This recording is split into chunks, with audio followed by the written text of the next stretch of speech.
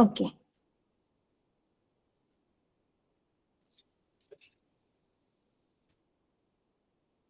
രേഷ്മ തുടങ്ങിക്കോളൂ.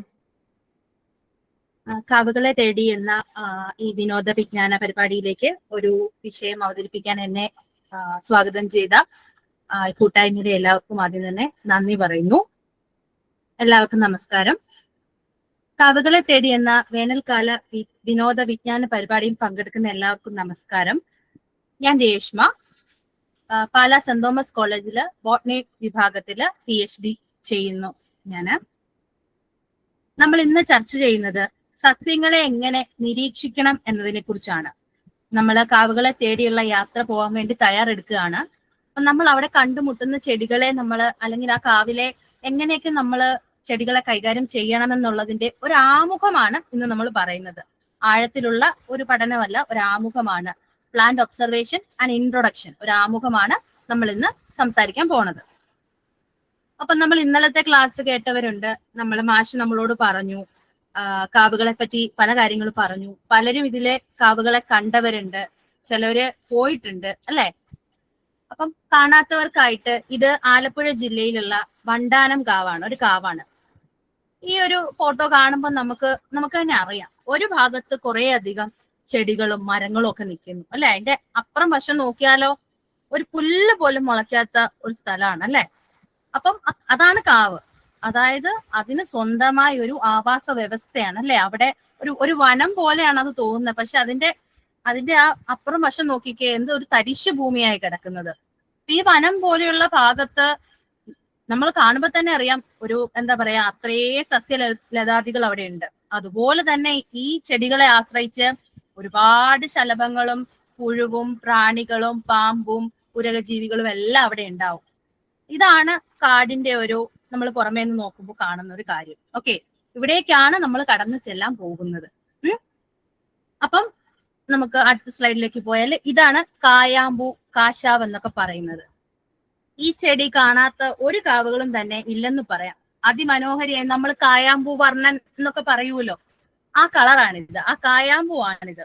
ഇതില്ലാത്ത കാവുകളൊന്നും തന്നെ ഇല്ല. നിങ്ങളുടെ ഈ യാത്രയില് നിങ്ങൾ എന്തായാലും തീർച്ചയായും ഈ സുന്ദരിയെ കണ്ടുമുട്ടുമെന്ന് തന്നെ നമുക്ക് കരുതാം. ഇനി നിങ്ങൾ കാവിലേക്ക് പോകുമ്പോൾ നിങ്ങൾ ശ്രദ്ധിക്കേണ്ട കുറച്ച് കാര്യങ്ങൾ ഞാനൊന്ന് പറയാം. ഒന്നാമത്തെ കാര്യം, നമ്മൾ ഒരു ആവാസ വ്യവസ്ഥയിലേക്ക് കടന്നു ചെല്ലുകയാണ്. അവിടെ സ്വൈര്യവിഹാരം നടത്തുന്ന പക്ഷികളും മൃഗങ്ങളും എന്ന് വെച്ചാൽ വലിയ വലിയ ജീവികളല്ല, എന്നാലും പാമ്പും പഴുതാരയും എട്ടുകാലിയും ഒക്കെ ഉണ്ടാവും. അവരുടെ ആവാസ വ്യവസ്ഥയിലേക്ക് നമ്മൾ ചെല്ലുകയാണ്. അപ്പൊ അവരിൽ ഒരാളായിട്ട് തന്നെ നമ്മൾ ഒരുപാട് ഒച്ചയും ബഹളവും ഒക്കെ വെച്ച്, അല്ലെങ്കിൽ പ്ലാസ്റ്റിക്കും അതും ഇതൊക്കെ അവിടെ വലിച്ചെറിഞ്ഞ് അങ്ങനെയൊന്നും അല്ല. നമ്മൾ അവരിൽ ഒരാളായിട്ട് അങ്ങനെ കടന്നു ചെന്നാൽ ആ പ്രകൃതിയും നമ്മളെ അതുപോലെ തന്നെ സ്വീകരിക്കും. അപ്പം വളരെ ശാന്തമായി നിങ്ങൾ അവരിൽ ഒരാളായിട്ട് വേണം അങ്ങോട്ട് കടന്നു ചെല്ലാൻ. നമ്മൾ കാരണം ഒരു പുൽക്കൊടി പോലും നോവരുത് എന്നുള്ള രീതിയിൽ വേണം നമ്മൾ ആ കാവിലേക്ക് കടന്നു ചെല്ലാൻ. ഇനി രണ്ടാമത്തെ കാര്യം എന്താണെന്ന് നോക്കിയാൽ, നമ്മുടെ കയ്യില് പോകുമ്പോൾ കാര്യങ്ങളൊക്കെ നമ്മൾ എഴുതി വെക്കേണ്ടതാണ്. ഓക്കെ, ഇനി നിങ്ങളുടെ വേറൊരു ടെക്നോളജി ഇല്ല, നിങ്ങളുടെ കണ്ണും നിങ്ങളുടെ തലച്ചോറ് നിങ്ങളുടെ ബ്രെയിനുമാണ് ഇവിടെ പ്രവർത്തിക്കേണ്ടത്. കാണുന്ന ഓരോ കാര്യങ്ങളും സൂക്ഷ്മമായിട്ട് നിരീക്ഷിക്കണം. ആ കാവിൽ നിങ്ങളുടെ കണ്ണെത്താത്ത ഒന്നും ഉണ്ടാകരുത്, എല്ലാം നോക്കണം. എല്ലാ കാര്യങ്ങളും നിങ്ങൾ ഒബ്സർവ് ചെയ്യും. നിങ്ങളുടെ ഒബ്സർവേഷൻ സ്കില്ല്, നിരീക്ഷണ പാഠം മൊത്തം ഇങ്ങ് വരണം. നിങ്ങൾ കൊച്ചുകുട്ടികളല്ലേ, നിങ്ങൾക്ക് പറ്റും. അപ്പം നിങ്ങളുടെ കണ്ണുകൊണ്ട്, ഈ കുഞ്ഞി കണ്ണുകൊണ്ട് നിങ്ങൾ എല്ലാം കാണണം, എല്ലാ ചെടികളെയും നോക്കണം. ചില ചെടിയുടെ മേളിലൊക്കെ പൂമ്പാറ്റകൾ വന്ന് മുട്ടയിടും, അവിടെ പുഴുക്കൾ കാണും, അതൊക്കെ നിങ്ങൾക്ക് ശ്രദ്ധപ്പെടും. ഓക്കെ, അപ്പൊ നിങ്ങളുടെ നിരീക്ഷണ പാഠം നന്നായിട്ട് കഴിവ് കൂട്ടി വെച്ചിട്ട് വേണം നിങ്ങൾ ആ കാവിലേക്ക് ഇറങ്ങാൻ വേണ്ടി. നിങ്ങളുടെ കണ്ണിൽ പെടാതെ ഒരു ചെടി പോലും രക്ഷപ്പെടരുത്, എല്ലാത്തിനും നോക്കിക്കോണം. ഇനി നിങ്ങൾ ഒരു കാവിലേക്ക് ചെല്ലുമ്പോൾ എന്താണ്, ഒരുപാട് ചെടികളുണ്ട് അല്ലെ, ഒരുപാട് സസ്യങ്ങളുണ്ട് അല്ലെ, മരങ്ങളും ഒരുപാട് ചെടികളുണ്ട്. ഈ ഓരോ സസ്യത്തിന് ഇപ്പൊ ഇതിന്റെ പേര് പറഞ്ഞല്ലേ, കായാമ്പൂ, കാശാവ്, ഓരോ ചെടിക്കും ഓരോ പേരുണ്ട് അല്ലെ, തുമ്പ, തുളസി, അങ്ങനെ ഓരോ പേര് നമ്മൾ പറയുന്നുണ്ട് അല്ലെ. എങ്ങനെയാണ് ഈ പേര് വന്നത്, അല്ലെങ്കിൽ എന്തിനാണ് ഈ പേര് കൊടുക്കുന്നത്? അത് നമ്മൾ ചുരുക്കി പറഞ്ഞു കഴിഞ്ഞാൽ, നമ്മളൊക്കെ മനുഷ്യന്മാരല്ലേ, നമുക്കെല്ലാം എന്നാ കണ്ണുണ്ട്, കാലുണ്ട്, കൈയുണ്ട്, മൂക്കുണ്ട്, നാക്കുണ്ട്, വായുണ്ട്, എല്ലാം ഉണ്ട് അല്ലെ. ഞാനും നിങ്ങളും എല്ലാം മനുഷ്യരാ, ഹ്യൂമൻസ്. എന്നിട്ടും നമ്മൾക്ക് എന്നെ പോലെയല്ല നിങ്ങൾ ഇരിക്കുന്നത് അല്ലെ. ചെറിയ വ്യത്യാസമുണ്ട്, രണ്ടുപേർക്കും കണ്ണുണ്ട്, പക്ഷെ ആ കണ്ണിന് ചെറിയ വ്യത്യാസമുണ്ട് അല്ലെ, പിരികത്തിന് ചെറിയ വ്യത്യാസമുണ്ട് അല്ലെ. ഓരോ നമ്മുടെ പാർട്സിനും ഓരോരുത്തരിൽ നിന്നും നമ്മൾ വ്യത്യാസപ്പെട്ടിരിക്കുന്നുണ്ട് അല്ലെ. നമ്മളൊക്കെ മനുഷ്യരാണ്, പക്ഷെ നമുക്ക് കൊച്ചു വ്യത്യാസങ്ങളുണ്ട് അല്ലെ. അതുപോലെ തന്നെ ഒരു ചെടി എടുത്താൽ എല്ലാ ചെടിക്കും ഇലയുണ്ട്, കായുണ്ട്, പൂവുണ്ട്, പക്ഷെ ഓരോ ചെടിക്കും ഓരോ രീതിയിലുള്ള ഇലയിൽ വ്യത്യാസമുണ്ട്, പൂവിൽ വ്യത്യാസമുണ്ട്, കളറിൽ വ്യത്യാസമുണ്ട്, വളരുന്ന രീതിയിൽ വ്യത്യാസമുണ്ട്. അങ്ങനെ ഓരോ ചെറിയ വ്യത്യാസങ്ങളുണ്ട്. അപ്പം എനിക്ക് രേഷ്മ ഒന്ന് പേരിട്ടു, രേഷ്മ എന്ന് പേരിട്ടപ്പോ എന്റെ ഐഡന്റിറ്റിയാണ് രേഷ്മ രാജു എന്ന് പറയുന്നത്, എന്റെ ഐഡന്റിറ്റിയാണ്. അതുപോലെ ഓരോ ചെടിക്കും ഇതിനു മുന്നേ പഠിച്ച് വന്ന ശാസ്ത്രജ്ഞന്മാര്, സയന്റിസ്റ്റുകള് ഓരോ നെയിം കൊടുത്തിട്ടുണ്ട്. അവരുടെ ഈ സ്വഭാവങ്ങളെ വെച്ച്, എന്ത് സ്വഭാവങ്ങളെ വെച്ച്, അവരുടെ ഇലകളിലെ വ്യത്യാസം അല്ലെങ്കിൽ പൂക്കളിലെ വ്യത്യാസം ഒക്കെ വെച്ചിട്ട് അവർക്ക് ഓരോ പേര് കൊടുത്തിട്ടുണ്ട്. ഇനി ഈ പേരിനെ പറ്റി നോക്കുകയാണെങ്കിൽ ഇപ്പൊ ഇത് തന്നെ ഞാൻ പറഞ്ഞു, കാശാവെന്ന് ചിലടത്ത് പറയും, കായമ്പൂന്ന് ചിലടത്ത് പറയുന്നു പറഞ്ഞില്ലേ. അപ്പം ചിലപ്പോ കണ്ണൂര് പറയുന്ന പോലെ അല്ല കോട്ടയത്ത് പറയുന്നത്, കോട്ടയത്ത് പറയുന്ന പോലെ ആവില്ല കൊല്ലത്ത് പറയുന്നത്. ഓരോന്നിനും ഓരോ പേരായിരിക്കും പറയുന്നത്. അതിനെയാണ് നമ്മൾ വെർണക്കുലാർ നെയിംസ് എന്ന് പറയുന്നത്. ഓരോ നാട്ടില് ലോക്കൽ ആയിട്ടുള്ള പേരുണ്ടാവും. ഇപ്പം ചെത്തി എന്ന് പറഞ്ഞാൽ നിങ്ങൾക്ക് അറിയാം, ചെത്തീനെ തെച്ചി എന്ന് പറയുന്നുണ്ട്, ഇടയ്ക്ക് തെക്കി എന്ന് പറയുന്നുണ്ട്. അങ്ങനെ പല നാട്ടില് പല പേരാ. സാധനം എന്താണ്? ഒന്ന് തന്നെയാണ്. പക്ഷെ വരുമ്പോ ആകെ ഒരു കൺഫ്യൂഷൻ വരും അല്ലെ. കേരളത്തിൽ പറയുന്ന പോലെ ആവില്ല തമിഴ്നാട്ടിൽ പറയാൻ പോകുന്നത്. ഒരു പഠിക്കുന്ന ഒരാൾക്ക് ഒരു കൺഫ്യൂഷൻ വരും. അങ്ങനെയുള്ള സമയത്ത് സയന്റിസ്റ്റുകൾ ചെയ്തേക്കുന്നത് ഈ നെയിംസിനെ എല്ലാം ലാറ്റിനൈസ് ചെയ്ത് ഒരു നെയിം അങ്ങ് കൊടുത്ത്, ലാറ്റിൻ ഭാഷയിൽ ഒരു പേരുണ്ട്, അത് വേൾഡ് വൈഡ് ഈ ലോകത്തിൽ ആ പേരിലാണ് അത് അറിയപ്പെടുന്നത്. ഇപ്പം നമ്മൾ ഇതിനെ എടുത്ത്, ഈ കായാമ്പൂ, കാശാവ് എന്നൊക്കെ പറയുന്നതിനെ എടുത്താൽ മെമിസിലോൺ എന്നാണ് ഇതിന്റെ പേര്. ഈ മെമിസിലോൺ എന്ന പേര് എല്ലായിടത്തും മെമിസിലോൺ ആണ്. അല്ലെങ്കിൽ നമ്മൾ ഇപ്പം കണ്ണൂര് പറയും ആ കായാമ്പൂ ആണ്, ഇവിടെ പറയും കാശാവാണ്. അല്ല, കായാമ്പൂ അല്ല കാശാവ് എന്നൊരു അടിപിടിയുടെ ഒന്നും കാര്യമില്ല. മെമിസിലോൺ ആണ് എന്ന് പറഞ്ഞാൽ പിന്നെ അവിടെ ഒരു അടിപിടി വേണ്ട, അത് തന്നെയാണ്. ഓക്കെ, അതാണ് ബൈനോമിയൽ നെയിം. ഓക്കെ, വെർണക്കുലാർ നെയിം എന്ന് വെച്ചാൽ നമ്മുടെ നാട്ടിലെ ലോക്കൽ ആയിട്ട് നമ്മൾ വിളിക്കുന്ന പേരാണ് വെർണക്കുലാർ. ബൈനോമിയൽ എന്ന് വെച്ച് കഴിഞ്ഞാൽ ഇതിന് ലോകത്ത് എല്ലായിടത്തും അക്സെപ്റ്റഡ് ആയിട്ടുള്ള, എല്ലാവരും അംഗീകരിച്ച പേരാണ് ബൈനോമിയൽ എന്ന് പറയുന്നത്. ഓക്കെ, ആ വിഷയം ക്ലിയർ ആയല്ലോ. ഇനി നമ്മൾ നോക്കുക, നമ്മൾ എവിടെയാ ജീവിക്കുന്നത്? നമ്മുടെ വീട്ടിൽ അല്ലെ. നമ്മുടെ വീട്ടിൽ നമ്മുടെ അടുത്ത ബന്ധുക്കൾ അല്ലെ, അച്ഛൻ, അമ്മ, നമ്മുടെ അടുത്ത റിലേറ്റീവ്സ് ഒക്കെ ആയിട്ടാണ് ജീവിക്കുന്നത് അല്ലെ. അതുപോലെ തന്നെ ഈ സയന്റിസ്റ്റുകൾ എന്ത് ചെയ്തെന്നോ, ഈ പ്ലാന്റ്സിന്റെ ഒക്കെ ഓരോ ഈ ഇലയും പൂവും കായും ഒക്കെ എടുത്ത് പഠിച്ചിട്ട് ഒരു പ്ലാന്റ് അടുത്ത പ്ലാന്റുമായിട്ട് എത്രത്തോളം അടുപ്പമുണ്ടെന്ന് നോക്കിയിട്ട് ആ അടുപ്പമുള്ളവരെല്ലാം കൂടെ പിടിച്ച് ഒരു ഗ്രൂപ്പിൽ അങ്ങിട്ട് അവർക്ക് ഒരു കുടുംബ പേരങ്ങ് കൊടുത്തിട്ടുണ്ട്. അങ്ങനെ ഓരോ ചെടികൾക്കും എന്താണ്, സ്വന്തമായിട്ട് ഒരു കുടുംബമുണ്ട്. നമ്മളെ പോലെ തന്നെ ചെടികൾക്കും എന്തുണ്ട്, ഒരു കുടുംബമുണ്ട് കേട്ടോ. ഓരോ ഫാമിലി നെയിം ഒക്കെ കൊടുത്തിട്ട് ഓരോരുത്തരെയും ഗ്രൂപ്പ് ചെയ്ത് വെച്ചിരിക്കുകയാണ്. അപ്പൊ അതൊക്കെ നമ്മൾ ഡീറ്റെയിൽ ആയിട്ട് പയ്യെ പഠിക്കാൻ പറ്റുള്ളൂ. ഇപ്പൊ നമ്മൾ ഇത്രയും മനസ്സിലാക്കുക, ഒരു ചെടിയുണ്ട്, ആ ചെടിയെ പോലെ തന്നെയുള്ള മറ്റു ചെടികൾ ഉണ്ടെങ്കിൽ ആ ചെടിക്ക് അവരെല്ലാരും കൂടെ ഒരു ഗ്രൂപ്പാണ്, അല്ലെങ്കിൽ ഒരു ഫാമിലിയാണ്. അങ്ങനെ ഒരു കുടുംബനാമം അവർക്കുണ്ട്. ചെടിക്ക് സ്വന്തമായ ഒരു പേരുണ്ട്, അതല്ലാതെ അതുമായിട്ട് റിലേറ്റ് ചെയ്തിട്ടുള്ള മറ്റു ചെടികളുമായിട്ട് ഒരു കുടുംബ പേരുമുണ്ട്. ഓക്കെ, ഇത്രയും കാര്യങ്ങൾ ഓക്കെ ആണല്ലോ. അപ്പം എങ്ങനെ പേര് കിട്ടിയെന്നും നമുക്കറിയാം, എങ്ങനെ കുടുംബ പേര് കിട്ടിയെന്നും നമുക്കറിയാം. ഇനി നമുക്ക് ചെടി, ഈ നമ്മൾ പറഞ്ഞല്ലോ സ്വഭാവ ഗുണങ്ങൾ വെച്ചിട്ടാണ് കുടുംബ പേരാക്കി എന്ന് പറഞ്ഞല്ലോ. എന്തൊക്കെയാണ് സ്വഭാവ ഗുണങ്ങൾ എന്ന് നമുക്ക് നോക്കാം. ഓരോ സ്വഭാവ ഗുണങ്ങൾ നോക്കിയാല് ഈ ഓരോ ചെടികൾ വളരുന്നതിന്റെ പൊക്കം അനുസരിച്ച് അല്ലെങ്കിൽ ആ വലിപ്പം അനുസരിച്ച്, സൈസ് അനുസരിച്ച് നമ്മൾ ചെടികളെ പലതായിട്ട് തിരിച്ചിട്ടുണ്ട്. ആദ്യം നമ്മൾ കാണുന്ന ഇത് നോക്കുവാണെങ്കിൽ, ഇത് നിങ്ങൾ കാവിലേക്ക് കയറുമ്പോൾ നിങ്ങളുടെ നിലത്തേക്ക്, നിങ്ങളുടെ കാലിന്റെ കീഴിലായിരിക്കും ഇങ്ങനെയുള്ള ചെടികളുള്ളത്. ഇതിനെ ഹെർബ് എന്നാണ് പറയുന്നത്. ഈ ചെടികളെ പറയുന്നത് ഹെർബ് എന്നാണ്. നിങ്ങൾ നിലത്തേക്ക് നോക്കിയാൽ മാത്രമേ ഈ കൂട്ടരെ കാണാൻ പറ്റുകയുള്ളൂ. ഇവരുടെ സ്റ്റെം എന്ന് വെച്ചാൽ നമ്മൾ ഈ തണ്ടിനെയാട്ടോ പറയുന്നത്. ഇവരുടെ ഈ തണ്ടെന്ന് പറയുന്നത് വളരെ ലോലമായിരിക്കും, നമുക്ക് ഒരൊറ്റ ഒടിക്കൽ നിങ്ങൾ പോരുന്ന രീതിയിലുള്ളതായിരിക്കും. അതുപോലെ തന്നെ ഈ കൂട്ടര് അധികം നാളൊന്നും ജീവിക്കില്ല, ഒരു വർഷമൊക്കെ ജീവിക്കും. അവര് പൂക്കും, കായ്ക്കും, അവരുടെ പണി കഴിഞ്ഞ് പോകും, അത്രേ ഉള്ളൂ. അപ്പം ഈ കൂട്ടരെന്ന് വെച്ചാൽ വളരെ ലോലമായിട്ട് ഒട്ടും പൊക്കം ഇല്ലാതെ അല്ലെങ്കിൽ വളരെ കുറച്ച് മാത്രം പൊക്കം വെക്കുന്ന ഒരു കൂട്ടരാണ് ഈ ഹെർബ് എന്ന് പറഞ്ഞ ആൾക്കാർ. ഓക്കെ, അതാണ് ഹെർബ് എന്ന് പറഞ്ഞ വിഭാഗം. ഇത് നോക്കുകയാണെ ക്ലൈംബേഴ്സ് അല്ലെ, ഒരു വള്ളിച്ചെടിയാണ് അല്ലെ. വള്ളിച്ചെടി എന്ന് പറയുമ്പോൾ എന്താണ്, അവർക്ക് മേളിലേക്ക് പോകണം, പക്ഷെ അവർക്ക് തന്നെ പോകാൻ മടിയാ. അവർക്ക് കൂട്ടത്തില് ഏതെങ്കിലും ഒരു ചെടിയുടെയോ ഏതെങ്കിലും ഒരു മതിലിന്റെയോ ഒക്കെ ഒരു സപ്പോർട്ട് വേണം കേട്ടോ. പുള്ളി ഒറ്റയ്ക്ക് ഒന്നും ചെയ്യത്തില്ല, കോൺഫിഡൻസ് ഇല്ലെന്ന് തോന്നുന്നു. പുള്ളിക്ക് എപ്പോഴും മറ്റൊരാളുടെ സപ്പോർട്ട് വേണം. ആ സപ്പോർട്ടോട് കൂടിയാണ് പുള്ളി സൂര്യപ്രകാശത്തെ തേടി തേടി പോകാൻ പോകുന്നത്. അതാണ് വള്ളിച്ചെടികൾ അഥവാ ക്ലൈംബേഴ്സ്. ഇനി നമ്മൾ നോക്കുവാണെങ്കിൽ ഇതാണ് നമ്മുടെ വീട്ടില് കരിവേപ്പും മന്ദാരവും ഒക്കെ ഉണ്ടല്ലോ. അതായത് തീരെ കുഞ്ഞുമല്ല, ഭയങ്കര വലുതുമല്ല, ഒരിടത്തരം മരം പോലെ നിൽക്കും അല്ലെ. അതാണ് ഷ്രബ് എന്ന് പറയുന്ന ആൾക്കാർ. അതാണ് ഷ്രബ് എന്ന് പറയുന്ന വിഭാഗം. അതായത് അവരുടെ സ്റ്റെമ്മിന്, അവരുടെ തണ്ടിന് അത്യാവശ്യം കട്ടിയൊക്കെ കാണും. അമ്മയൊക്കെ തല്ലാൻ വേണ്ടി എടുക്കുന്ന നമ്മുടെ ചെമ്പരത്തി മൈലാഞ്ചിയും ഒക്കെ അതിൽ പെടും. അത്യാവശ്യം കട്ടിയൊക്കെ കാണും. അതുപോലെ തന്നെ അത്യാവശ്യം പൊക്കവും വെക്കും. കുറച്ച് വർഷങ്ങളൊക്കെ ജീവിക്കുകയും ചെയ്യും. ഇപ്പുറത്ത് കാണുന്ന എന്താ, വലിയ മരമാണ് അല്ലെ. വലിയ മരമാണ്. അവരുടെ ഇലയൊക്കെ നമുക്ക് ചിലപ്പോൾ താഴെ നോക്കിയാൽ കാണാൻ പറ്റത്തില്ല, അത്രയ്ക്കും പൊക്കത്തിലായിരിക്കും അവർ നിൽക്കുന്നത്. ഒരുപാട് ഹൈറ്റിൽ വളരും, തടി ഒരുപാട് വലിപ്പം വെക്കും. ഒരുപാട് നാൾ കഴിഞ്ഞ് അവർ ചിലപ്പോൾ പൂക്കുള്ളൂ.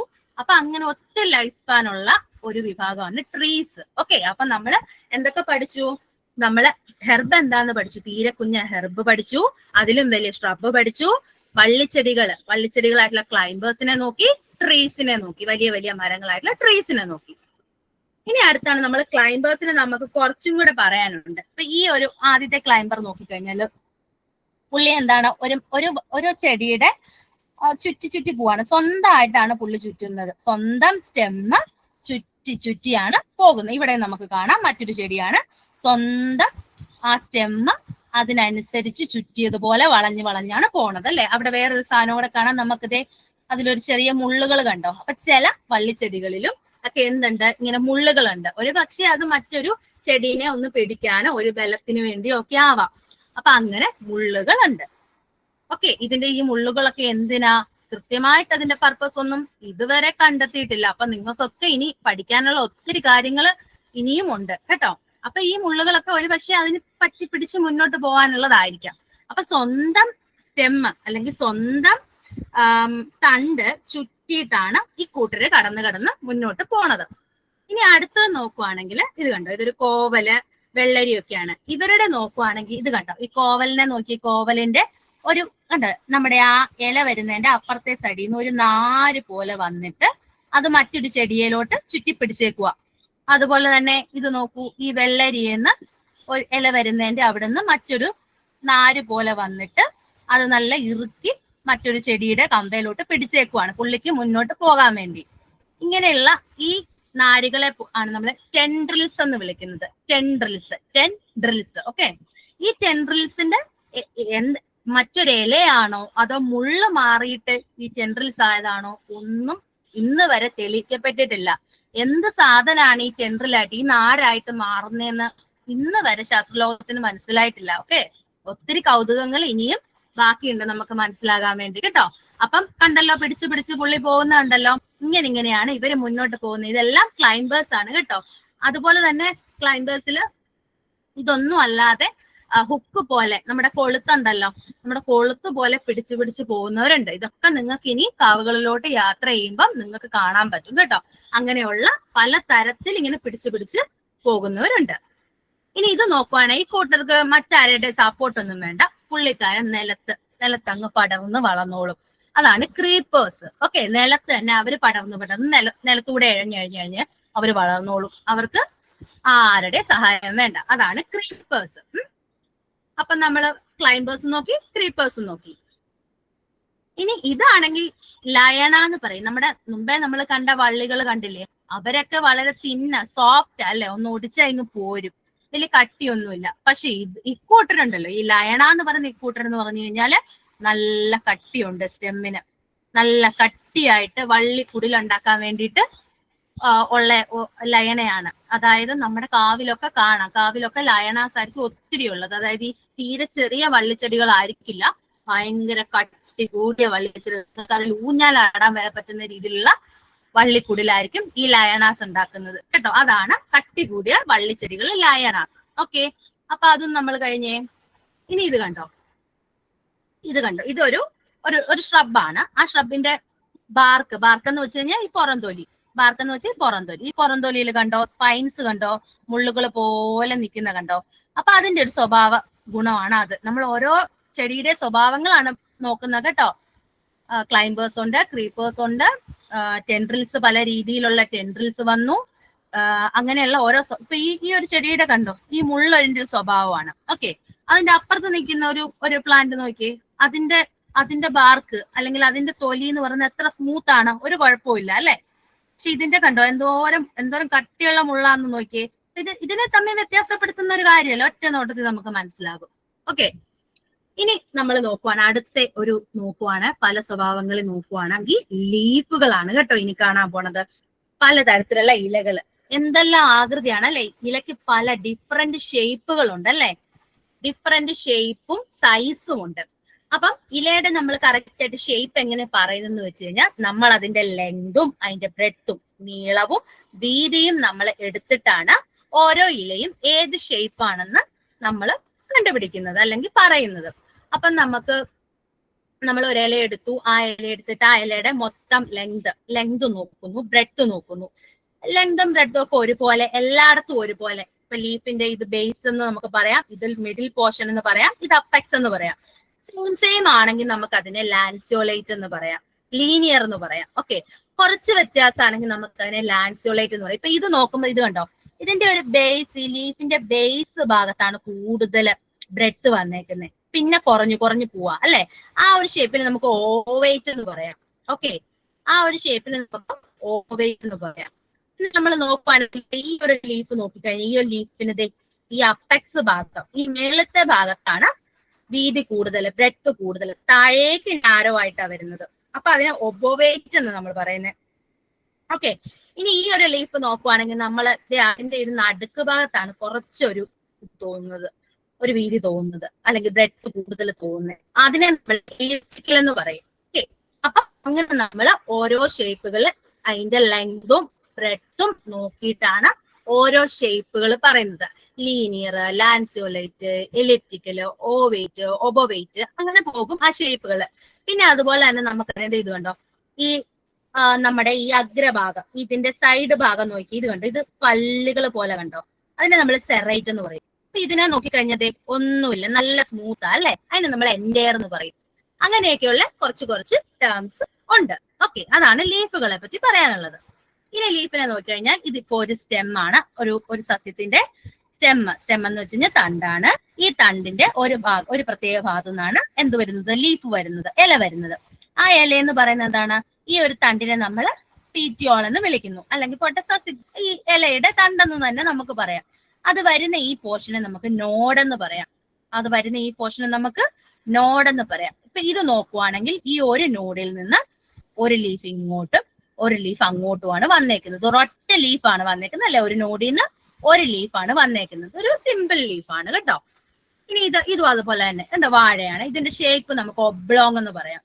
ഒബ്ലോങ് ഷേപ്പ് എന്നാണ് ഈ വാഴയുടെ ഷേപ്പിൽ നമ്മൾ പറയുന്നത്. ഓക്കെ, ഇനി ഇത് കണ്ടോ, ഇത് നമ്മുടെ കപ്പയുടെ ഇലയാണ്. കപ്പയുടെ ഇല നോക്കുമ്പോൾ കണ്ടോ, ഒരു തണ്ട് ഇങ്ങനെ വന്നിട്ട് ഒരു പോയിന്റിൽ നിന്ന് ഇതിങ്ങനെ ലോബായിരിക്കും അല്ലെ. ഈ ലോബ് കാണുമ്പോൾ നമുക്കറിയാം, നമ്മുടെ കൈ വിരലിലെ പാമ്പ് പോലെയല്ലേ ഇരിക്കുന്നേ.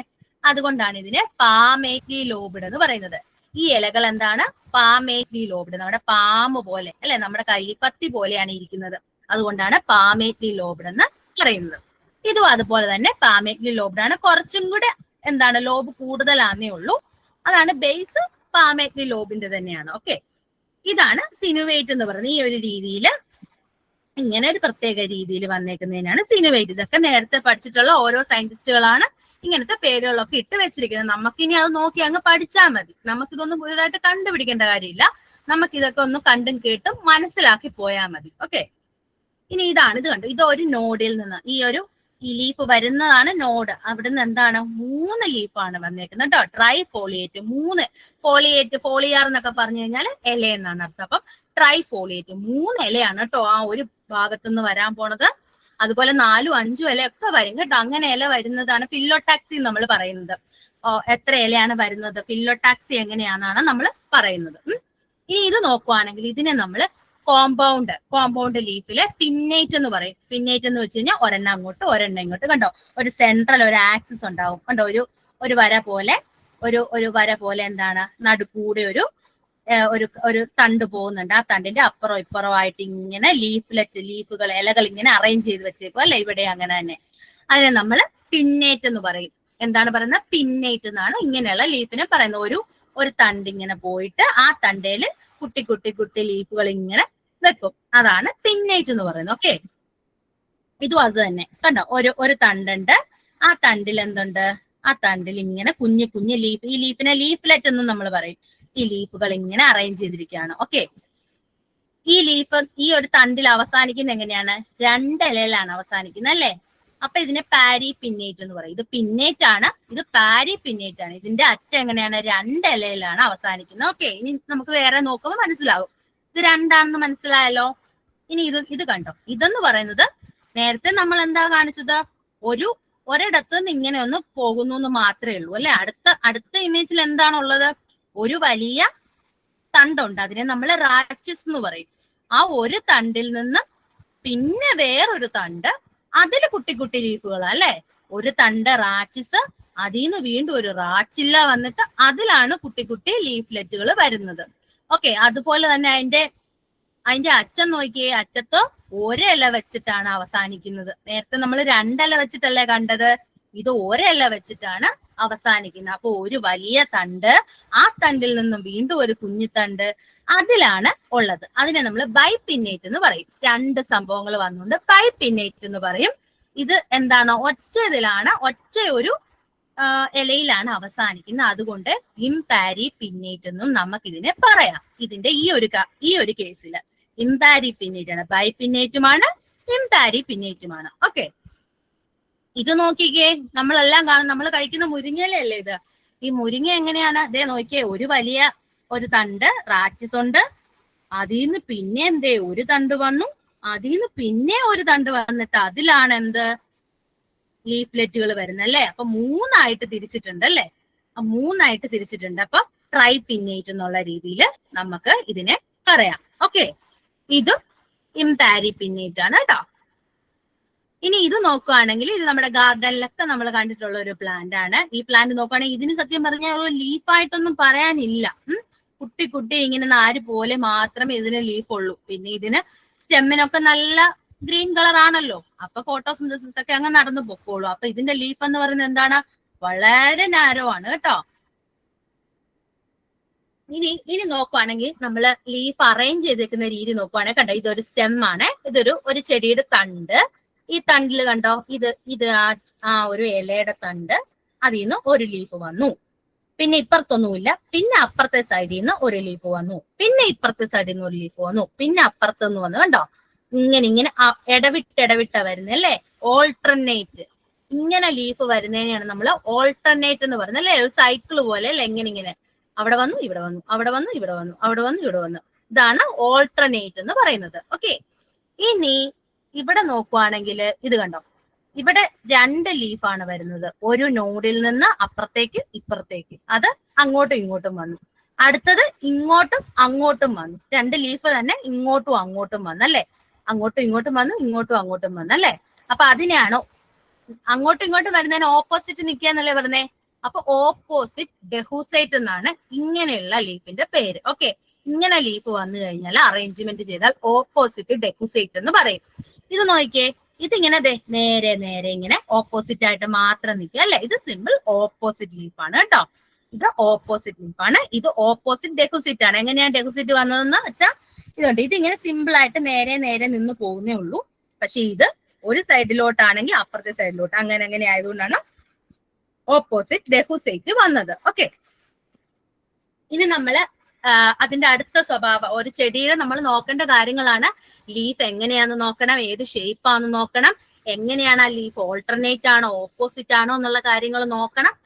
ഓക്കെ, അത് കഴിഞ്ഞിട്ട് നമ്മൾ നോക്കുവാണ്. ഇനി നമ്മൾ ആ തണ്ടും ലീഫും ഒക്കെ നോക്കുവാണ്. എന്താണ്, ഹെയർസ് എന്തെങ്കിലും ഉണ്ടോന്ന്, ഏതെങ്കിലും തരത്തിലുള്ള നാരുകൾ ഹെയർസ് ഉണ്ടോ, സ്റ്റെമ്മില് ഹെയർസ് ഉണ്ടോ, ലീഫില് ഹെയർസ് ഉണ്ടോ എന്നൊക്കെ നോക്കുകയാണ്. അങ്ങനെ ലീഫിലും സ്റ്റെമ്മിലും ഒക്കെ ഹെയർസ് ഉള്ളത് ഒരു ക്യാരക്ടറാണ്. ആ ചെടിയുടെ ഒരു പെക്യുലിയർ ക്യാരക്ടറാണ്. ആ ചെടിയുടെ ഒരു സ്വഭാവ വിശേഷണമാണ്. ഓക്കെ, അപ്പൊ അത് നമ്മൾ നോക്കും. ആ ഹെയർ ഉണ്ടോ ഇല്ലയോ എന്നെല്ലാം നോക്കും. ഇത് കണ്ടോ, ഇത് നമ്മളുടെ ഒരു ചെടിയാണ്. ആ ചെടിയിൽ കണ്ടോ എത്ര ഒരു കൂർത്ത നാരുകളാണ്, ഹെയർസ് ആണ് വന്നിരിക്കുന്നത്. അപ്പൊ ഇങ്ങനെ പല ചെടിയിലും ഹെയർസ് കാണാം. അപ്പൊ നിങ്ങൾ ഒരു കാവിലേക്ക് പോകുമ്പോഴും നിങ്ങൾ വളരെ സൂക്ഷിക്കണം. ഇങ്ങനെയുള്ള ചില ഹെയർസിൽ പല കെമിക്കൽസ് ഉണ്ട്. അപ്പൊ അത് നമ്മുടെ കൊണ്ടു കഴിഞ്ഞാൽ നമുക്ക് നല്ല രീതിയിൽ ചൊറിയൊക്കെ ചെയ്യും. ചൊറിയണമൊക്കെ നിങ്ങൾക്ക് അറിയാലോ. അപ്പം നമ്മൾ ഒരു ചെടിയുടെ അടുത്തേക്ക് പോകും. ഇപ്പൊ നമ്മൾ ചിലപ്പോൾ നല്ല ഫ്ലവർ ആയിരിക്കും, അല്ലെങ്കിൽ നല്ല ഭംഗി ഉണ്ടാവും, ചിലപ്പോൾ നമുക്കൊരു പാവം ചെടിയായിട്ട് തോന്നുമായിരിക്കും. എന്നും ചെന്ന് ഓടി കയറി നമ്മൾ അത് ചെന്ന് പിടിക്കാൻ നിൽക്കരുത്. എപ്പോഴും നമ്മൾ സാവകാശമേ കൈകാര്യം ചെയ്യാവുള്ളൂ. കാര്യം ചില ചെടികൾ പാവത്താനെ പോലെ ഇരിക്കും, പക്ഷെ അവർക്ക് ആ മുള്ളും നാരിലും ഒക്കെ ഇതുപോലത്തെ കെമിക്കൽസ് കാണും. നമ്മുടെ സ്കിന്നിന് അലർജി ഉണ്ടാക്കുന്ന കെമിക്കൽസ് കാണാം. അപ്പം കൈകാര്യം ചെയ്യുമ്പോൾ നിങ്ങൾ സൂക്ഷിച്ചു വേണം കൈകാര്യം ചെയ്യാൻ. പല ചെടിയിലും ഇങ്ങനെ ഹെയർസ് ഉണ്ടാവും. അപ്പൊ ഈ ഹെയർസ് നിങ്ങൾ നോട്ട് ചെയ്യണം. ഹെയർ ഉണ്ടോ, ഹെയർ ഇല്ലയോ എന്നൊക്കെ നോട്ട് ചെയ്യണം. അതൊക്കെ ആ ചെടിയുടെ ക്യാരക്ടറിൽ വളരെ ഇമ്പോർട്ടന്റ് ആയിട്ടുള്ള ക്യാരക്ടേഴ്സ് ആണ്. നമ്മൾ ആ ചെടിയുടെ പേര് കണ്ടുപിടിക്കാനായിട്ട് വളരെ ഇമ്പോർട്ടന്റ് ആയിട്ടുള്ള ഒരു ക്യാരക്ടറാണ് ഈ നാരുകൾ. ഹെയർസ് ഉണ്ടോ, ഏതൊക്കെ സ്ഥലത്ത് ഹെയർസ് ഉണ്ട്. ചിലപ്പോൾ ലീഫിൽ മാത്രമേ ഉണ്ടാവുള്ളൂ, ചിലപ്പോൾ സ്റ്റെമ്മിൽ മാത്രമേ ഉണ്ടാവുള്ളൂ, ചിലപ്പോൾ പൂവിലും ഉണ്ടാവും. അപ്പം എവിടാണ് ഹെയർസ് എന്ന് കണ്ടുപിടി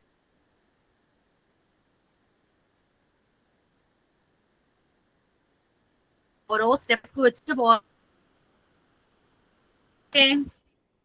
ഇനി ഇത് ഫ്ലവർ അല്ലേ? ഫ്ലവർ ആണ് ഈ ഒരു ചെടിയിൽ ഏറ്റവും സുന്ദരിയായിട്ട് നിൽക്കുന്നത് ഈ ഫ്ലവർ ആണ് അല്ലെ? ഈ ഫ്ലവർ നോക്കുകയാണെങ്കിൽ ഈ ഫ്ലവറിന് ഒരു തണ്ടുണ്ട് കേട്ടോ. ഫ്ലവറിന് ഈ ഒരു പൂവിനൊരു തണ്ടുണ്ട്. ആ തണ്ടിനെ നമ്മൾ പെഡിസൽ എന്ന് പറയുമേ. പെഡിസൽ. ഈ പെഡിസൽ കഴിഞ്ഞിട്ട് പിന്നെ വരുന്ന ഈ പച്ച ഭാഗം ഉണ്ടല്ലോ, ഈ പച്ച ഭാഗത്തിനെ നമ്മൾ സെപ്പൽ എന്ന് പറയും, അല്ലെങ്കിൽ നമ്മൾ മലയാളത്തിന് വിതളം എന്ന് പറയും, സെപ്പൽ എന്ന് പറയും. ഓക്കെ. ഇനി ഈ ഭംഗിയുള്ള ഭാഗം ഇതിനെയാണ് നമ്മൾ പെറ്റൽസ്. പെറ്റൽസ്, ദളങ്ങൾ എന്ന് പറയും. നമ്മൾ സിനിമയിലൊക്കെ ഒരുപാട് പാട്ടുകൾ കേട്ടിട്ടുണ്ട് ദളങ്ങളെ പറ്റി അല്ലെ? അപ്പൊ ഈ ഒരു കളർഫുൾ ആയിട്ടുള്ള ദളങ്ങൾ, ഇതാണ് പറയുന്നത്. ഓക്കെ. ഇനി ഈ ദളങ്ങൾക്ക് എന്തിനാണ് ഇത്രയും ഭംഗി കൊടുത്തിരിക്കുന്നത്? ഇതിൽ പരാഗണമൊക്കെ നടക്കണമല്ലോ. വേറെ ശലഭങ്ങളും വേറെ പൂമ്പാറ്റയും വണ്ടുകളും ഒക്കെ വരണം. ഇതിന്റെ ഭംഗി കണ്ടിട്ട് അവരുടെ കണ്ണിൽ ഇതിന്റെ കളർഫുൾ ആയിട്ടുള്ള കാര്യങ്ങൾ കണ്ടിട്ടാണ് ബാക്കിയുള്ള വണ്ടുകളും ശലഭങ്ങളും ഒക്കെ ഇതിനെ തേടി വരുന്നത്. ചില ബട്ടർഫ്ലൈസും അതുപോലെ ചില ബേർഡ്സും ഒക്കെ വരുന്നത്. അപ്പൊ അതിനു വേണ്ടിയിട്ടാണ് ഈ കൊറോള അഥവാ ഈ ദളങ്ങൾക്ക് നല്ല കളർ കൊടുത്തേക്കുന്നത്. മറ്റുള്ള ഇതുപോലെ പോളിനേഷൻ അഥവാ പരാഗണത്തിനെ ഏറ്റവും അധികം നല്ല രീതിയിൽ നടത്താൻ വേണ്ടിയിട്ടാണ് ഇതിന് ഇത്രയും നല്ല കളർ കൊടുത്തിരിക്കുന്നത്. ആ ജീവികൾക്ക് ഏതാണോ ആ പ്രാണികൾ അവർക്ക് വന്ന് നന്നായി ഇരിക്കാൻ വേണ്ടിയിട്ടാണ് അത്രയും നല്ല സ്പേഷ്യസ് ആയിട്ടുള്ള സ്ഥലമൊക്കെയുള്ള നല്ല രീതിയിലുള്ള ഇതളുകളൊക്കെ സെറ്റ് ചെയ്തേക്കുന്നത്. ഓക്കെ. അപ്പൊ ദളം ഏതാന്ന് മനസ്സിലായല്ലോ. ദളം എന്ന് പറയുന്നത് ആ ഗ്രീൻ കളർ ആ പാർട്ട്. ദളം എന്ന് പറയുന്നത് ഈ നമ്മുടെ റെഡ് പാർട്ട്. വിതളം എന്ന് പറയുന്നത് ഈ ഗ്രീൻ പാർട്ട്. ഓക്കെ. അതിന് ഒരു തണ്ടുണ്ടാവും, പെഡിസൽ. ഇനി ഇൻഫ്ലോറസെൻസ്, പൂങ്കുല അല്ലെ? ഒരു പൂങ്കുല എന്ന് പറയുമ്പോൾ നമുക്ക് ഇതുപോലെ ഒരു റോസാ പൂങ്കുലയൊക്കെ ആയിരിക്കും നമുക്ക് ഓർമ്മ വരുന്നത് അല്ലെ? പൂങ്കുല എന്ന് പറയുമ്പോൾ നമ്മുടെ മനസ്സിൽ അതായിരിക്കും വരുന്നത്. പക്ഷെ പൂങ്കുലകള് വേറെ ഒരുപാട് പൂങ്കുലകളുണ്ട്. ഓക്കെ. പൂങ്കുലകള് ഒരുപാടുണ്ട്. നമുക്ക് പൂങ്കുലകളൊക്കെ ഒന്ന് നോക്കാം. ഇത് കണ്ടോ, ഇതാണ് റസീം എന്ന് പറയുന്ന ഒരു പൂങ്കുലയാണ്. ഇതാണ് റസീം എന്ന് പറയും. നമ്മുടെ കണിക്കൊന്നയും ഒക്കെ ഇതിൽ വരുന്നതാണ്. എന്താന്ന് വെച്ച് കഴിഞ്ഞാൽ ഇത് ഇങ്ങനെ നീണ്ടു പോകുന്ന ഒരു തണ്ടാണ്. ഈ തണ്ടിനെ നമുക്ക് പെടങ്കിൾ എന്ന് വേണമെങ്കിൽ വിളിക്കാം. ഈ ഒരു പൂങ്കുലയുടെ ഈ തണ്ടിനെ നമുക്ക് പെടങ്കിൾ എന്ന് വിളിക്കേണ്ട, നമുക്ക് പൂങ്കുലയുടെ തണ്ടെന്ന് തന്നെ വിളിക്കാം. നിങ്ങൾക്ക് പാടാണെങ്കിൽ പൂങ്കുലയുടെ ഈ തണ്ടിങ്ങനെ വളർന്നുകൊണ്ടിരിക്കണ്ടോ. ഈ തണ്ടിന്റെ ഇവിടെ കുഞ്ഞു കുഞ്ഞു മൊട്ടുകളായിരിക്കും. ഈ തണ്ടിന്റെ താഴെ വശത്തായിരിക്കും എന്തുള്ളത്, ഇങ്ങനെ വിരിഞ്ഞ പൂക്കൾ ഉള്ളത്. വിരിഞ്ഞ പൂക്കളൊക്കെ താഴെ, പിന്നെ നാളെ വിരിയാനുള്ള മുട്ടുകള്, പിന്നെ അടുത്ത ദിവസം വിരിയാനുള്ള മുട്ടുകള്, പിന്നെ അതും കഴിഞ്ഞ് ഒരാഴ്ച കഴിഞ്ഞ് വിരിയാനുള്ള മുട്ടുകള്, അങ്ങനെ ഏറ്റവും 1 മാസം കഴിഞ്ഞ് വിരിയാനുള്ള മുട്ടായിരിക്കും ഏറ്റവും അറ്റത്ത് നിൽക്കുന്നത്. ആ രീതിയിലാണ് റസീം അറേഞ്ച് ചെയ്തേക്കുന്നത്. ഈ പൂങ്കുല അറേഞ്ച് ചെയ്തേക്കുന്നത് അങ്ങനെയാണ്. ഓക്കെ, മനസ്സിലായല്ലോ. റസീം എന്ന് പറയുമ്പോൾ ഏറ്റവും വിരിഞ്ഞത് അല്ലെങ്കിൽ ഏറ്റവും പ്രായമുള്ള പൂവ് ഏറ്റവും അടിയിലായിരിക്കും, ഏറ്റവും കുഞ്ഞവൻ ഏറ്റവും മേളിലായിരിക്കും. അതാണ് റസീം. ഓക്കെ. ഇനി ഇതൊരു സോളിറ്ററി എന്ന് പറയുമ്പോൾ പൂങ്കുല എന്ന് നമുക്ക് സോളിറ്ററി, നമ്മൾ ഇൻഫ്ലോറസെൻസ് പൂങ്കുല എന്ന് ചോദിച്ചു കഴിഞ്ഞാൽ ഒറ്റയ്ക്കേ ഉള്ളു പുള്ളി, സോളോയാണ്, സോളിറ്ററി ആണ്. ഓക്കെ. ഒരൊറ്റ ഒരു എന്താ പറയാ പെഡിസല് അല്ലെങ്കിൽ പൂവിന്റെ തണ്ട്, ആ തണ്ടിൽ നിന്ന് ഒരു പൂവ്. കൊറോള നോക്കി എത്ര സെറ്റപ്പ് ആയിട്ട് അവര് ചെയ്തേക്കുന്നതെന്ന്. കൊറോള നല്ല ഭംഗിയാ അല്ലെ? ഇത് കണ്ടു കഴിഞ്ഞാൽ ഏത് ശലഭോ വരാതിരിക്കുക. അപ്പം അത്രയും നന്നായിട്ട് കൊറോളയൊക്കെ ഉണ്ട്. നമ്മുടെ ചെമ്പരത്തിയുടെ ഒരു വിഭാഗമാണ് കേട്ടോ. ഇനി ഇത് കണ്ടോ, ഒരു പച്ച കളർ കണ്ടോ, ഇതാണ് നമ്മൾ നേരത്തെ നമ്മൾ പറഞ്ഞില്ലേ വിതളം അല്ലെങ്കിൽ സെപ്പലം എന്നൊക്കെ പറഞ്ഞല്ലോ. ഈ പുള്ളി കണ്ടോ, ഈ പുള്ളിയുടെ ഡ്യൂട്ടി കണ്ടോ, അതായത് മുട്ട വിരിയാനുള്ള മൊട്ടാണ്. വിരിയാനുള്ള മൊട്ടിനെ പ്രൊട്ടക്ട് ചെയ്ത് കവർ ചെയ്ത് ഒരു പ്രശ്നവും ഇല്ലാതെ സൂക്ഷിക്കുന്ന ആളാണ് നമ്മുടെ വിതളം അല്ലെങ്കിൽ സെപ്പല്. എന്നിട്ട് മുട്ട വലുതായി വലുതായി വലുതായി വരുമ്പോ പാവം ചെറുതായി ചെറുതായി പോകും. പിന്നെ അവന് ആവശ്യമില്ലല്ലോ. അപ്പം വിരിയാൻ നിൽക്കുന്ന മുട്ടിനെ പ്രൊട്ടക്ട് ചെയ്ത് ഒരു പ്രശ്നവും വരാതെ പ്രൊട്ടക്ട് ചെയ്ത് നിൽക്കുന്നതാണ് ആരുടെ ഡ്യൂട്ടി? സെപ്പൽ അഥവാ വിതളത്തിന്റെ ഡ്യൂട്ടി. ഓക്കെ, അടുത്ത ഒരു തരത്തിലുള്ള ഇൻഫ്ലോറസെൻസ് ആണ്. ഇതുപോലെ റെസീമിന് തന്നെ എക്സാമ്പിൾ ആണ് കേട്ടോ. നമ്മൾ നേരത്തെ കണ്ട റെസീമിന് തന്നെ എക്സാമ്പിൾ ആണ് കേട്ടോ.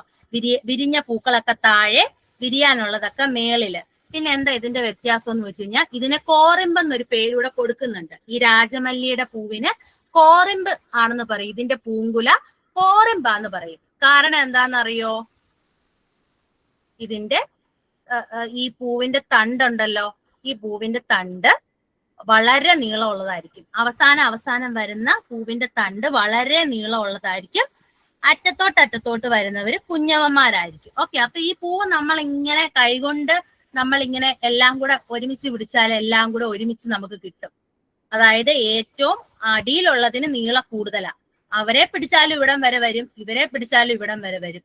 അപ്പൊ എല്ലാം ഏകദേശം ഒരേ ലെവലിൽ കിട്ടും. ഓക്കെ, അപ്പം ഇവിടുത്തെ ഈ ഒരു പെഡിസല്, ഈ ഒരു പൂവിന്റെ തണ്ടിന്റെ നീളമില്ല ഇവിടെയുള്ളവർക്ക്, ഒരിക്കലും ആകത്തുമില്ല. നമ്മൾ ഓർക്കും ഇത് കുഞ്ഞായോണ്ടായിരിക്കുന്നത്. ഇല്ല, ഈ ഒരു അളവിൽ തന്നെ അത് ഉണ്ടാവുള്ളൂ. ഓക്കെ, അതാണ് കോറിമ്പിന്റെ പ്രത്യേകത.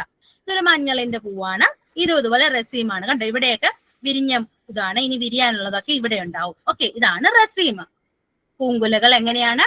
വിരിഞ്ഞവ താഴെയും വിരിയാത്തവ മേളിലും വളർന്നുകൊണ്ടിരിക്കുന്ന പൂങ്കുലകളാണ് റെസീം. ഇനി ഇത് പെയേർഡ് എന്ന് പറയും. അതായത് ഇത് കണ്ടോ, ലീഫിന്റെ ആക്സിലിൽ നിന്ന് അല്ലെങ്കിൽ നമ്മുടെ ലീഫിന്റെ ആ ഒരു ആക്സിൽ ഭാഗത്തു നിന്നാണ് ഈ ഒരു ഇൻഫ്ലോറസെൻസ് വരുന്നത്. 2 പേരാണ് വരുന്നത്, 2 ഫ്ലവേഴ്സ് ആണ് കേട്ടോ. ഒരു ആക്സിലിൽ നിന്ന് 2 ഫ്ലവേഴ്സ് ആണ്. ഒരെണ്ണം ഉള്ളെങ്കിൽ നമുക്ക് ഇതിനെ സോളിറ്ററി ആക്കായിരുന്നു. പക്ഷെ ഇവര് 2 പേര് വരുന്നുണ്ട്. അതുകൊണ്ട് ഇവരെന്താണ്, നമുക്ക് പെയേർഡ് ഇൻഫ്ലോറസെൻസ് എന്ന് ഇവരെ പറയാം. ഓക്കെ, അടുത്തത് കണ്ടോ, നമ്മുടെ മുക്കൂറ്റിയാണ്. മുക്കൂറ്റി ഏതാണ് ഇൻഫ്ലോറസെൻസ്? ഏത് പൂങ്കുലയാണെന്ന് അറിയാമോ? മുക്കൂറ്റി എന്ന് പറഞ്ഞാൽ അമ്പലം എന്ന് പറയും. ഓക്കെ, അമ്പലം എന്ന് പറയുമ്പോഴത്തേക്ക് അമ്പൽ ഇതുപോലെ വലിയൊരു, നമ്മുടെ ഈ പൂങ്കുലയുടെ തണ്ടിനെ നമ്മൾ എന്താ പറയാ? പൂങ്കുലയുടെ തണ്ടിന് പെടങ്ങള്, അല്ലെങ്കിൽ പൂങ്കുലയുടെ തണ്ട് വന്നിട്ട് അവിടുന്ന് കുറച്ചധികം പൂക്കൾ ഇങ്ങനെ ഉണ്ടാവുകയാണ്. പൂക്കളുടെ പ്രത്യേകത എന്ന് വെച്ച് കഴിഞ്ഞാൽ എല്ലാത്തിന്റെയും പൂവിന്റെ തണ്ടിന്റെ വലുപ്പം ഒന്നായിരിക്കും. നമ്മൾ കോറിമ്പി കണ്ടത് അങ്ങനെയല്ലല്ലോ. കോറിമ്പി ഞാൻ പറഞ്ഞത് എന്താണ്? പല വലുപ്പത്തിലാണ്. ഇവിടുത്തെ വലുപ്പമല്ല ഇവിടെ, ഇവിടുത്തെ വലുപ്പമല്ല ഇവിടെ. പൂവിന്റെ ആ ഒരു തണ്ടിന്റെ നീളം പല പല വലുപ്പത്തിലാണ്. പക്ഷേങ്കിൽ ഇവിടെ വരുമ്പോൾ ഈ പൂവിന്റെ തണ്ടിന്റെ എല്ലാം നീളം ഒരേപോലെ വരും. എന്നിട്ട് പിന്നെ ഒരു കാര്യം കൂടെ ഉണ്ട്, ഏറ്റവും അറ്റത്തുള്ള ഒരു ഫ്ലവർ ആണ് പൂക്കുന്നത്. അങ്ങനെ അറ്റത്തുള്ളവര് പൂത്തിട്ടാണ് നടുക്കുള്ളവരേക്ക് എത്തുള്ളൂ. സെൻട്രിപെറ്റാൽ എന്ന് പറയും. അറ്റത്തുള്ള പൂവ് പൂത്ത് പിന്നെ അടുത്തത് പൂത്ത് അങ്ങനെ നടുക്കുള്ള ആളിലേക്ക് എത്തുള്ളൂ. അല്ലെങ്കിൽ നടുക്കുള്ള ബഡ് ഏറ്റവും കുഞ്ഞവനായിരിക്കും നടുക്കുള്ള ആള്. ഓക്കെ, അതാണ് അമ്പല് എന്ന് പറയുന്ന ഇൻഫ്ലോറസെൻസ്. ഈ അമ്പൽ ഇൻഫ്ലോറസെൻസ് ഉള്ള ചില വിഭാഗത്തെ അമ്പല്ലിഫറ എന്ന് പറഞ്ഞ് തന്നെ ഒരു ഫാമിലി, ഒരു കുടുംബം ഒക്കെ ആക്കിയിട്ടുണ്ടായിരുന്നു നേരത്തെ. അമ്പല്ലിഫറ എന്നായിരുന്നു ആ കുടുംബത്തിന്റെ പേര്. അവരുടെ പ്രത്യേകത, അവർക്ക് ഈ തരത്തിലുള്ള പൂങ്കുലകളായിരുന്നു. ഓക്കെ, അപ്പൊ നമ്മൾ പറഞ്ഞതുപോലെ ഈ ക്യാരക്ടേഴ്സ്, ഈ സ്വഭാവ സവിശേഷതകളൊക്കെ നോക്കിയിട്ടാണ് ഓരോ ചെടിയുടെയും പേരും കുടുംബവും ഒക്കെ സെറ്റ് ചെയ്ത് വെച്ചിരിക്കുന്നത്. ഓക്കെ,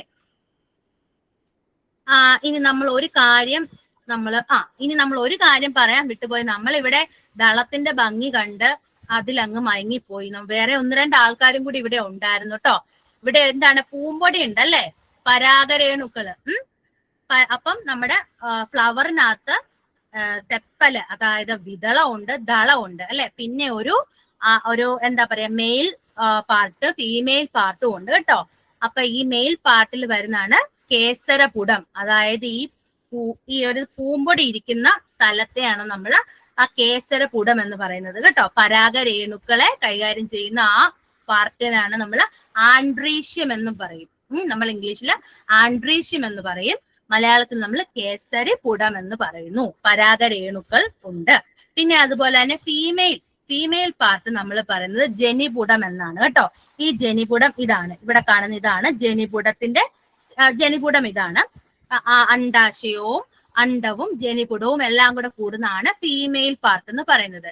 ഈ പരാഗരേണുക്കൾ, ഈ പൂമ്പൊടി ഉണ്ടല്ലോ, ഈ പൂമ്പൊടി ഏതെങ്കിലുമൊക്കെ പറവകളോ ശലഭമോ ബട്ടർഫ്ലൈസോ ഒക്കെ കൊണ്ട് എവിടെയാണ് ഈ ഒരു ജനിപുടത്തിൽ കൊണ്ട് വെച്ച് കഴിയുമ്പോഴാണ് അവിടെ ഒരു റീപ്രൊഡക്ഷന്റെ പാർട്ട് സ്റ്റാർട്ട് ആവുന്നത്. ഓക്കെ, അവിടെ നിന്നാണ് ഒരു ഫ്രൂട്ട് ഫോർമേഷനിലേക്ക് പോകുന്നത്. ഓക്കെ, അപ്പൊ അത് കിട്ടിയല്ലോ. പ്ലാന്റിന്റെ പാർട്ട് പെഡിസൽ ഉണ്ട്, സെപ്പൽ അതായത് വിതളമുണ്ട്, ദളമുണ്ട്, പരാഗരേണുക്കളുണ്ട്, കേസരപുടമുണ്ട്, ജനിപുടമുണ്ട്, അണ്ഡാശയമുണ്ട്. ഓക്കെ, ഇത്രയും കാര്യങ്ങളും കൂടെ ഉണ്ടായിരുന്നു. നമ്മള് ദളത്തിന്റെ ഒരു ഭംഗി കണ്ട് ഞാൻ ഓക്കെ അമ്പല് വരെ നമ്മൾ പറഞ്ഞു നിർത്തിയായിരുന്നല്ലോ. അമ്പൽ എന്തായിരുന്നു? ഒരു ലോങ് പെഡങ്കിള്, അവിടുന്ന് കുട്ടി പെഡിസൽസ്, ഒരേ നീളമുള്ള പൂവിന്റെ തണ്ട്, അവിടുന്ന് ഏറ്റവും അറ്റത്തുള്ള ഒരു പൂ ഉണ്ടാകുന്നു. പിന്നെ അടുത്തത് പൂത്ത് അങ്ങനെ പൂത്ത് ലാസ്റ്റ് ആണ് ഈ സെന്ററിലുള്ള ആൾക്കാർ പൂക്കുന്നത് കേട്ടോ. ഇതൊക്കെ കണ്ട് ഇതെല്ലാം ഓരോരുത്തർ പഠിച്ചെഴുതി വെച്ചതാണ് നമ്മൾ നോക്കുന്നത്. ഇതൊക്കെ പഠിച്ചവര് എന്തോരം കഷ്ടപ്പെട്ട് അവരിരുന്ന് നോക്കിയിട്ടായിരിക്കും ഇതൊക്കെ കണ്ടുപിടിച്ചത്. ഏത് പൂവാണ് ആദ്യം പൂക്കുന്നതെന്നൊക്കെ അവർ നോക്കിയിട്ടുണ്ടാവും അല്ലെ. നമുക്കിപ്പം അറിയാം എന്തെന്ന് അറിയാവുന്നത് എഴുതി വെച്ചിരിക്കുന്നതുകൊണ്ട് നമുക്ക് മനസ്സിലായി. ഇത് കണ്ടുപിടിച്ചവരെ ഒന്ന് ഓർത്തു നോക്കിക്കേ. ഓക്കെ, ഇതാണ് സൈം എന്ന് പറയുന്നത്. ഓക്കെ, സൈം എന്ന് പറയുമ്പോഴത്തേക്ക് മുമ്പത്തെ പോലെ ഇങ്ങനെ പൂങ്കുല പോലെ ഇങ്ങനെ വളർന്നു വരികയല്ല, അവർക്കൊരു ഡെഫിനിറ്റ് ആയിട്ട് ഒരു ലിമിറ്റ് ആയിട്ടുള്ള ഒരു ഗ്രോത്ത് ഉണ്ട്. ആ ഒരു പൂവോട് കൂടി ആ ഗ്രോത്ത് തീരുവാണ്. അല്ലാതെ പൂങ്കുല പോലെ ഇങ്ങനെ നീണ്ടു പൂവല്ല. ഒരു 3 ഫ്ലവേഴ്സ് കൂടുന്ന ഒരു പൂങ്കുലയാണ് മെയിൻ ആയിട്ട് സൈം ഉള്ളത്. ഓക്കെ, സൈമിന്റെ വേറെ എക്സാമ്പിൾ കാണിക്കുമ്പോൾ നിങ്ങൾക്ക് കുറച്ചും കൂടി ഡീറ്റെയിൽ ആയിട്ട് മനസ്സിലാകും. ഈ മുല്ലയാണ് നമ്മൾ സൈമിന്റെ എക്സാമ്പിൾ ആയിട്ട് എപ്പോഴും നമ്മുടെ മനസ്സിലോട്ട് വരുന്നത്. എന്താണെന്ന് വെച്ച് കഴിഞ്ഞാൽ സൈമിന്റെ ഒരു ടിപ്പിക്കൽ എക്സാമ്പിൾ ആണ് ഇത്. അതായത് ഇങ്ങനെ ഒരു ആക്സിൽ വരുന്നു, ഒരു പെഡങ്കിളിൽ നിന്ന് വരുന്നു, സെന്ററിലുള്ളതാണ് ആദ്യം മെച്ചറായിട്ട് പൂക്കുന്നത്. 2 ഫ്ലവേഴ്സ് സൈഡിലും ഉണ്ടാവും. ഇതോടുകൂടി ഇതിന്റെ ഗ്രോത്ത് ഇവിടം വെച്ച് തീരുകയും ചെയ്യും. അല്ലാതെ നമ്മുടെ റെസീമ് പോലെ ഇങ്ങനെ പിന്നെയും പുതിയ മൊട്ടുകൾ വന്ന് അങ്ങനെയില്ല. ഇതോടുകൂടി ഈ പൂവോടുകൂടി ഇതിന്റെ ഗ്രോത്ത് ഇവിടെ വെച്ച് നിന്നു. ഇതിന്റെ ഗ്രോത്ത് അവിടെ വെച്ച് നിൽക്കുവാണ് ചെയ്യുന്നത്. അല്ലാതെ ഈ പൂങ്കുല പിന്നെയും വളരുന്നില്ല. ഓക്കെ, എന്ന് വെച്ചാൽ ഈ പ്ലാന്റിന് വളരുന്നില്ല എന്നല്ല, ഈ പൂങ്കുല പിന്നെയും വളരുന്നില്ല. ഇത് ഒരു സൈമ് തന്നെയാണ്. ഇത് കുറച്ചും കൂടി കൂടുതൽ ആളുകൾ ഉണ്ടെന്നേ ഉള്ളൂ. പക്ഷെ സൂക്ഷിച്ചു നോക്കിയാൽ ഇതും ഒരു കോംപ്ലക്സ്, ഒരു സൈമ് തന്നെയാണ്, ഇൻഫ്ലോറസെൻസ്. ഓക്കെ, ഇനി ഇതാണ് വെർട്ടിസിലേറ്റ് എന്ന് പറയുന്നത്. നമ്മുടെ തുമ്പ, തുളസി അങ്ങനെയുള്ള ആ ഫാമിലിയിൽ കാണുന്ന ഒരു സ്പെഷ്യൽ ടൈപ്പ് ഇൻഫ്ലോറസെൻസ് ആണ് വെർട്ടിസിലേറ്റ് എന്ന് പറയുന്നത്. വെർട്ടിസിലേറ്റിൽ എന്ന് പറയുന്നത് നമ്മുടെ ആ ലീഫിന്റെ ആക്സിലിൽ നിന്ന് സെസൈലായിട്ട്, നമ്മൾ മുമ്പേ ഒക്കെ നമ്മൾ പറഞ്ഞല്ലേ, പൂവിന്റെ തണ്ടെന്ന് പറഞ്ഞുകൊണ്ടിരുന്നു. ഇവിടെ പൂവിന്റെ തണ്ടില്ല കേട്ടോ, സെസൈലാണ്. ഇത് സെസൈലായിട്ട് ഒരു കൂട്ടം ഫ്ലവേഴ്സ് ഇങ്ങനെ ആക്സിലിന് ചുറ്റും ഇങ്ങനെ അറേഞ്ച് ചെയ്തിരിക്കുകയാണ് കേട്ടോ. ഒരു സ്പെഷ്യൽ ടൈപ്പ് ഇൻഫ്ലോറസെൻസ് ആണ് വെർട്ടിസിലേറ്റ് എന്ന് പറയുന്നത്. ഓക്കെ, ഇനി ഇതാണ് ഹെലിക്കോയിഡ് സ്കോർപിയോയിഡ് സൈം എന്ന് പറയും. സ്കോർപിയോയിഡ് സൈം, ഇതിനെ മലയാളത്തിൽ തേളുകാട എന്ന് തന്നെയാണ് ഇതിന് മലയാളത്തിൽ പറയുന്ന പേര്. ഹീലോട്രോപ്പിയം എന്ന് നമ്മൾ പറയും. അപ്പൊ അതെന്താന്ന് വെച്ചാൽ സ്കോർപിയോയിഡ് പോലെ, അതായത് അവിടെ ഇവിടെ ഒരു 6 ആഗ് പോലെയാണ് ഈ ഒരു പൂക്കൾ ഉണ്ടാവുന്നത്. ഈ ഒരു പൂക്കൾ പൂക്കുന്നത് അങ്ങനെ ഒരു ഓർഡറിലാണ്, ഇങ്ങനെ ഒരു ഓർഡറിലാണ് പൂത്ത് പോകുന്നത്. അതുകൊണ്ടാണ് ഇതിനെ ഈ ഒരു സ്കോർപിയോയിഡ് സൈം എന്ന് പേര് കൊടുത്തിരിക്കുന്നത്. ഇതൊരു സ്പെഷ്യൽ ടൈപ്പ് ഓഫ് ഇൻഫ്ലോറസെൻസ് ആണ്. സ്കോർപിയോയിഡ് സൈമാണ്. ഇതൊരു സൈമാണ്, അതൊരു സ്കോർപിയോയിഡ് സൈമാണ്. നമ്മൾ പാടവരമ്പത്തും പാടത്തിന്റെ അടുത്തൊക്കെ വയലിന്റെ അടുത്തൊക്കെ നമ്മൾ സ്ഥിരം കാണുന്ന ഒരു ചെടിയാണിത്. ഇതിനെ നമ്മൾ സ്കോർപിയോയിഡ് സൈമായിട്ടാണ് പറയുന്നത്. ഓക്കെ, ഇനി ഇത് നമ്മൾ അരേസിയ, നമ്മുടെ ചേമ്പ് വിഭാഗത്തിലൊക്കെ പെടുന്ന ചെടികളിൽ കാണുന്ന ഒരു സ്പെഷ്യൽ ടൈപ്പ്, ഒരു പ്രത്യേകതരം പൂങ്കുലയാണ്. സ്പാഡിക്സ് എന്ന് പറയുന്നത്. ഇതിന്റെ മെയിൻ എന്ന് പറയുന്നത് ഒരു ഷീത്ത് അല്ലെങ്കിൽ ഒരു കുട പോലെ അല്ലെങ്കിൽ ഒരു എന്താ പറയാ ഒരു കുട പോലെ ഒരു ഭാഗം ഇതിനുണ്ടാകും അല്ലെ.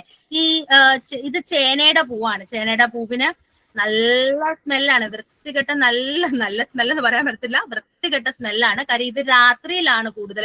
എന്തിനാണ് ഇങ്ങനെ ഈ പൂവിന് വൃത്തികെട്ട സ്മെല്ലെന്ന് പറയുമ്പം രാത്രിയിലാണ് ഇത് ഒന്നാമത് ഉണ്ടായി വരുന്നത്.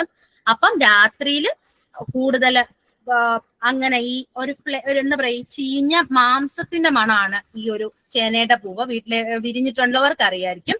നമുക്ക് അവിടെ ഒന്നും നിൽക്കാൻ പറ്റില്ല. അപ്പൊ എന്താന്ന് വെച്ച് കഴിഞ്ഞാല് ചീഞ്ഞ മാംസം കഴിക്കുന്ന അല്ലെങ്കിൽ അത് ഇഷ്ടപ്പെടുന്ന പ്രാണികൾ ഉണ്ടാവും അതിലേക്ക് വന്നിരിക്കുന്ന. അത്തരം പ്രാണികളെ ആകർഷിക്കാൻ വേണ്ടിയിട്ടാണ് ഇങ്ങനെ ഒരു സ്മെല്ല് കൊടുക്കുന്നത് കേട്ടോ. അതുപോലെ നമ്മുടെ മുല്ലയൊക്കെ എന്ന് പറഞ്ഞാൽ രാത്രിയിലാണ് പൂക്കുന്നത് അല്ലെ. രാത്രി പൂക്കുന്നതുകൊണ്ടാണ് അവർക്ക് നല്ലൊരു സ്മെല്ല്. അവർക്ക് എന്തായാലും നല്ലൊരു സ്മെല്ലും കൊടുത്തിട്ടുണ്ട്, വൈറ്റ് കളറും കൊടുത്തിട്ടുണ്ട്. മെയിനായിട്ട് രാത്രി പൂക്കുന്ന ചെടികൾക്ക് അവരുടെ പൂക്കളെല്ലാം മിക്കവാറും ഒരു വൈറ്റ് കളറിലായിരിക്കും മിക്കവാറും കൊടുക്കുന്നത്. നിശാഗന്ധി എടുത്താലും പിന്നെ അതുപോലെ തന്നെ ഗന്ധരാജൻ എടുത്താലും മുല്ല എടുത്താലും ഒക്കെ രാത്രി കാലങ്ങളിൽ പൂക്കുന്ന മിക്ക ചെടികളും വൈറ്റ് കളർ ഫ്ലവേഴ്സ് ആയിരിക്കും കേട്ടോ. അപ്പൊ എന്നാ വെച്ചാൽ പ്രാണികൾ കാര്യം ഇവർക്ക് പൂമ്പൊടിയൊക്കെ എങ്ങനെയാലും ആ ജനികുടത്തില് സ്റ്റിഗ്മയിലൊക്കെ വീഴണമല്ലോ. അപ്പൊ അതിന് പ്രാണികൾ വേണം. അപ്പൊ പ്രാണികൾ കാണണമല്ലോ. രാത്രിയിൽ വേറെ കളറിൽ നിന്നാൽ അത്ര എഫക്റ്റീവ് അല്ല. അതുകൊണ്ടാണ് വൈറ്റ് കളറിൽ ഇരിക്കുന്നത്. ഓക്കെ, രാത്രി വിരിയുന്ന പൂക്കളൊന്ന് ശ്രദ്ധിച്ചറിയാം. മോസ്റ്റ് ഓഫ് ദ ഫ്ലവേഴ്സും എന്തായിരിക്കും? വൈറ്റ് കളർ ആയിരിക്കും. ഓക്കെ,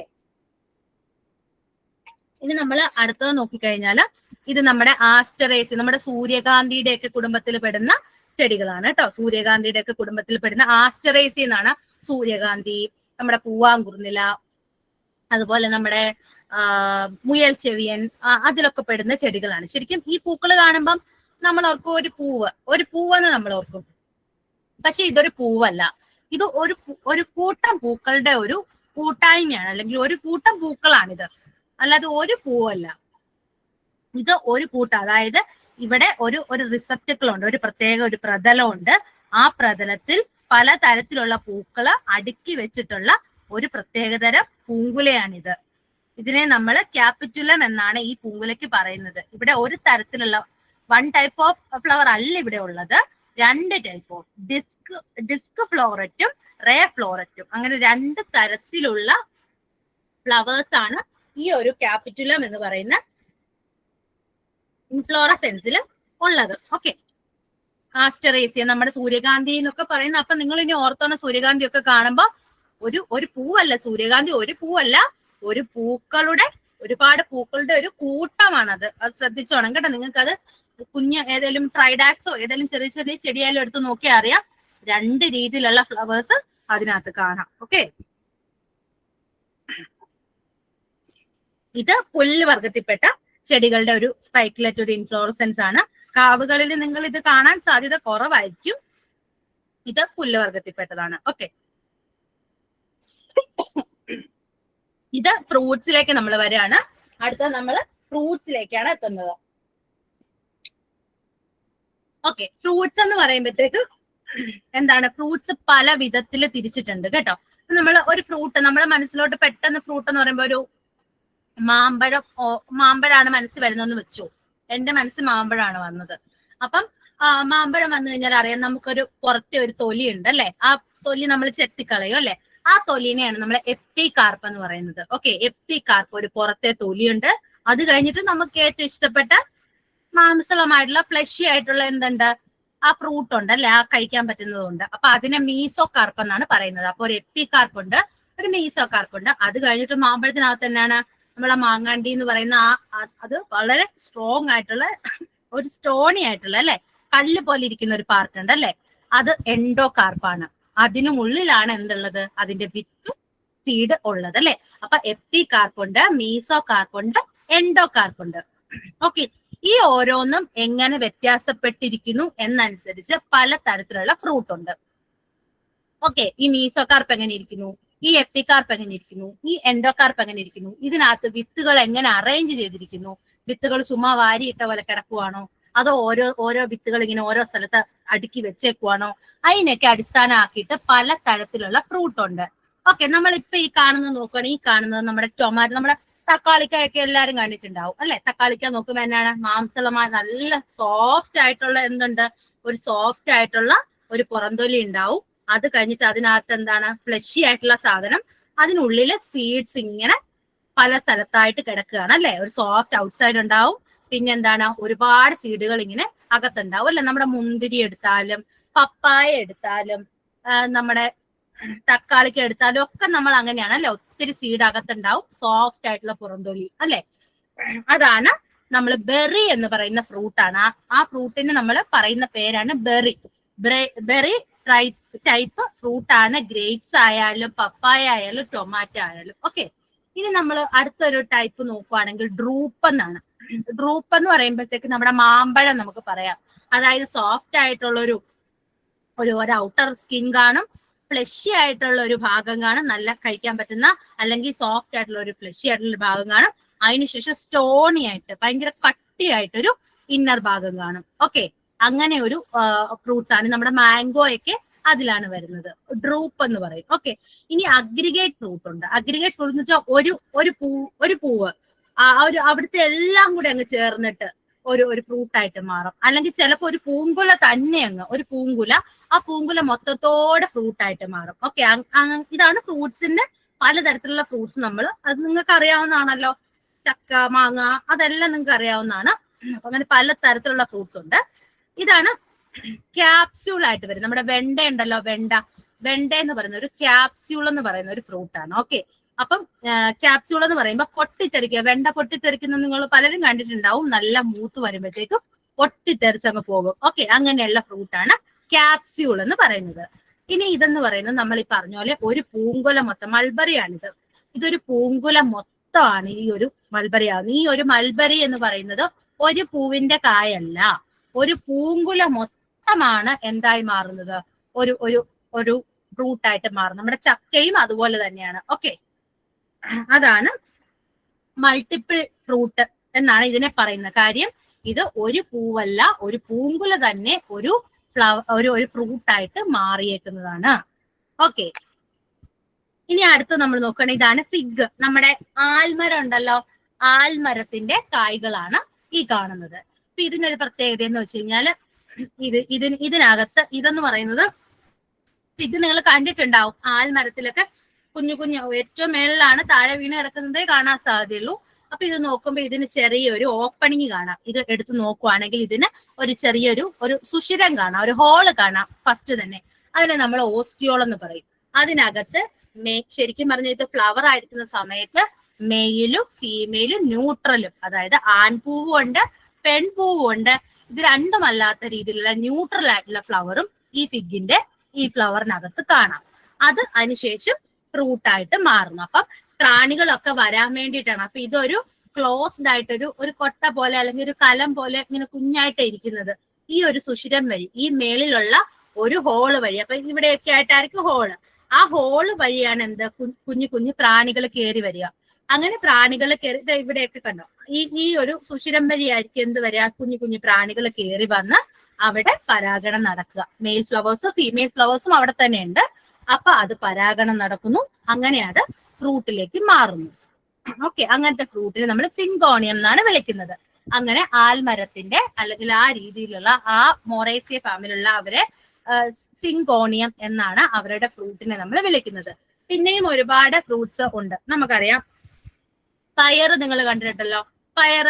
പയറിന് എങ്ങനെയാണ്, പയറ് വലിയ നീളത്തില് ഓരോരോ കമ്പാർട്ട്മെന്റ് ആക്കി അല്ലെ. ബൊഹീനിയ എടുത്ത് മന്ദാരം ഒക്കെ എടുത്ത് നോക്കിയാലും അല്ലെങ്കിൽ അച്ചിങ്ങ പയറോ ബീൻസോ ഒക്കെ എടുത്ത് നോക്കിയാൽ എന്താണ് ലെഗ്യൂം എന്നാണ് പറയുന്നത്. അവരുടെ ഫ്രൂട്ടിനെ നമ്മൾ കഴിക്കുന്ന പയറുണ്ടല്ലോ അതിനെ ലെഗ്യൂം എന്നാണ് പറയുന്നത് കേട്ടോ. ആ ടൈപ്പ് ഓഫ് ഫ്രൂട്ടിനെ നമ്മൾ ലെഗ്യൂംസ് ആ പറയുന്നത്. ആ പോട്ട്സിൽ ഇങ്ങനെ ഓരോ സീഡും ഇങ്ങനെ അടുക്കി വെച്ചേക്കാണ്. ഓക്കെ, അപ്പൊ ഇത്രയൊക്കെയാണ്. ഒരുപാടുണ്ട് ഫ്രൂട്ട്സിനെ പറ്റി നമ്മൾ നോക്കുവാണെങ്കിൽ ഒരുപാടുണ്ട്.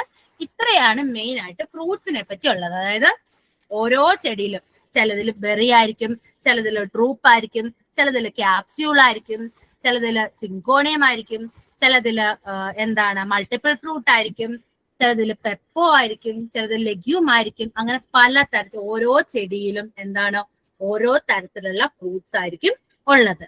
ആ ഫ്രൂട്ട് ടൈപ്പ് എന്താണ്, ആ ഫ്രൂട്ടിന്റെ കളർ എന്താണ്, ആ ഫ്രൂട്ട് എങ്ങനെ ഇരിക്കുന്നു, കുലയായിട്ടാണോ, അങ്ങനെയുള്ള കാര്യങ്ങളെല്ലാം നമ്മൾ നോക്കും.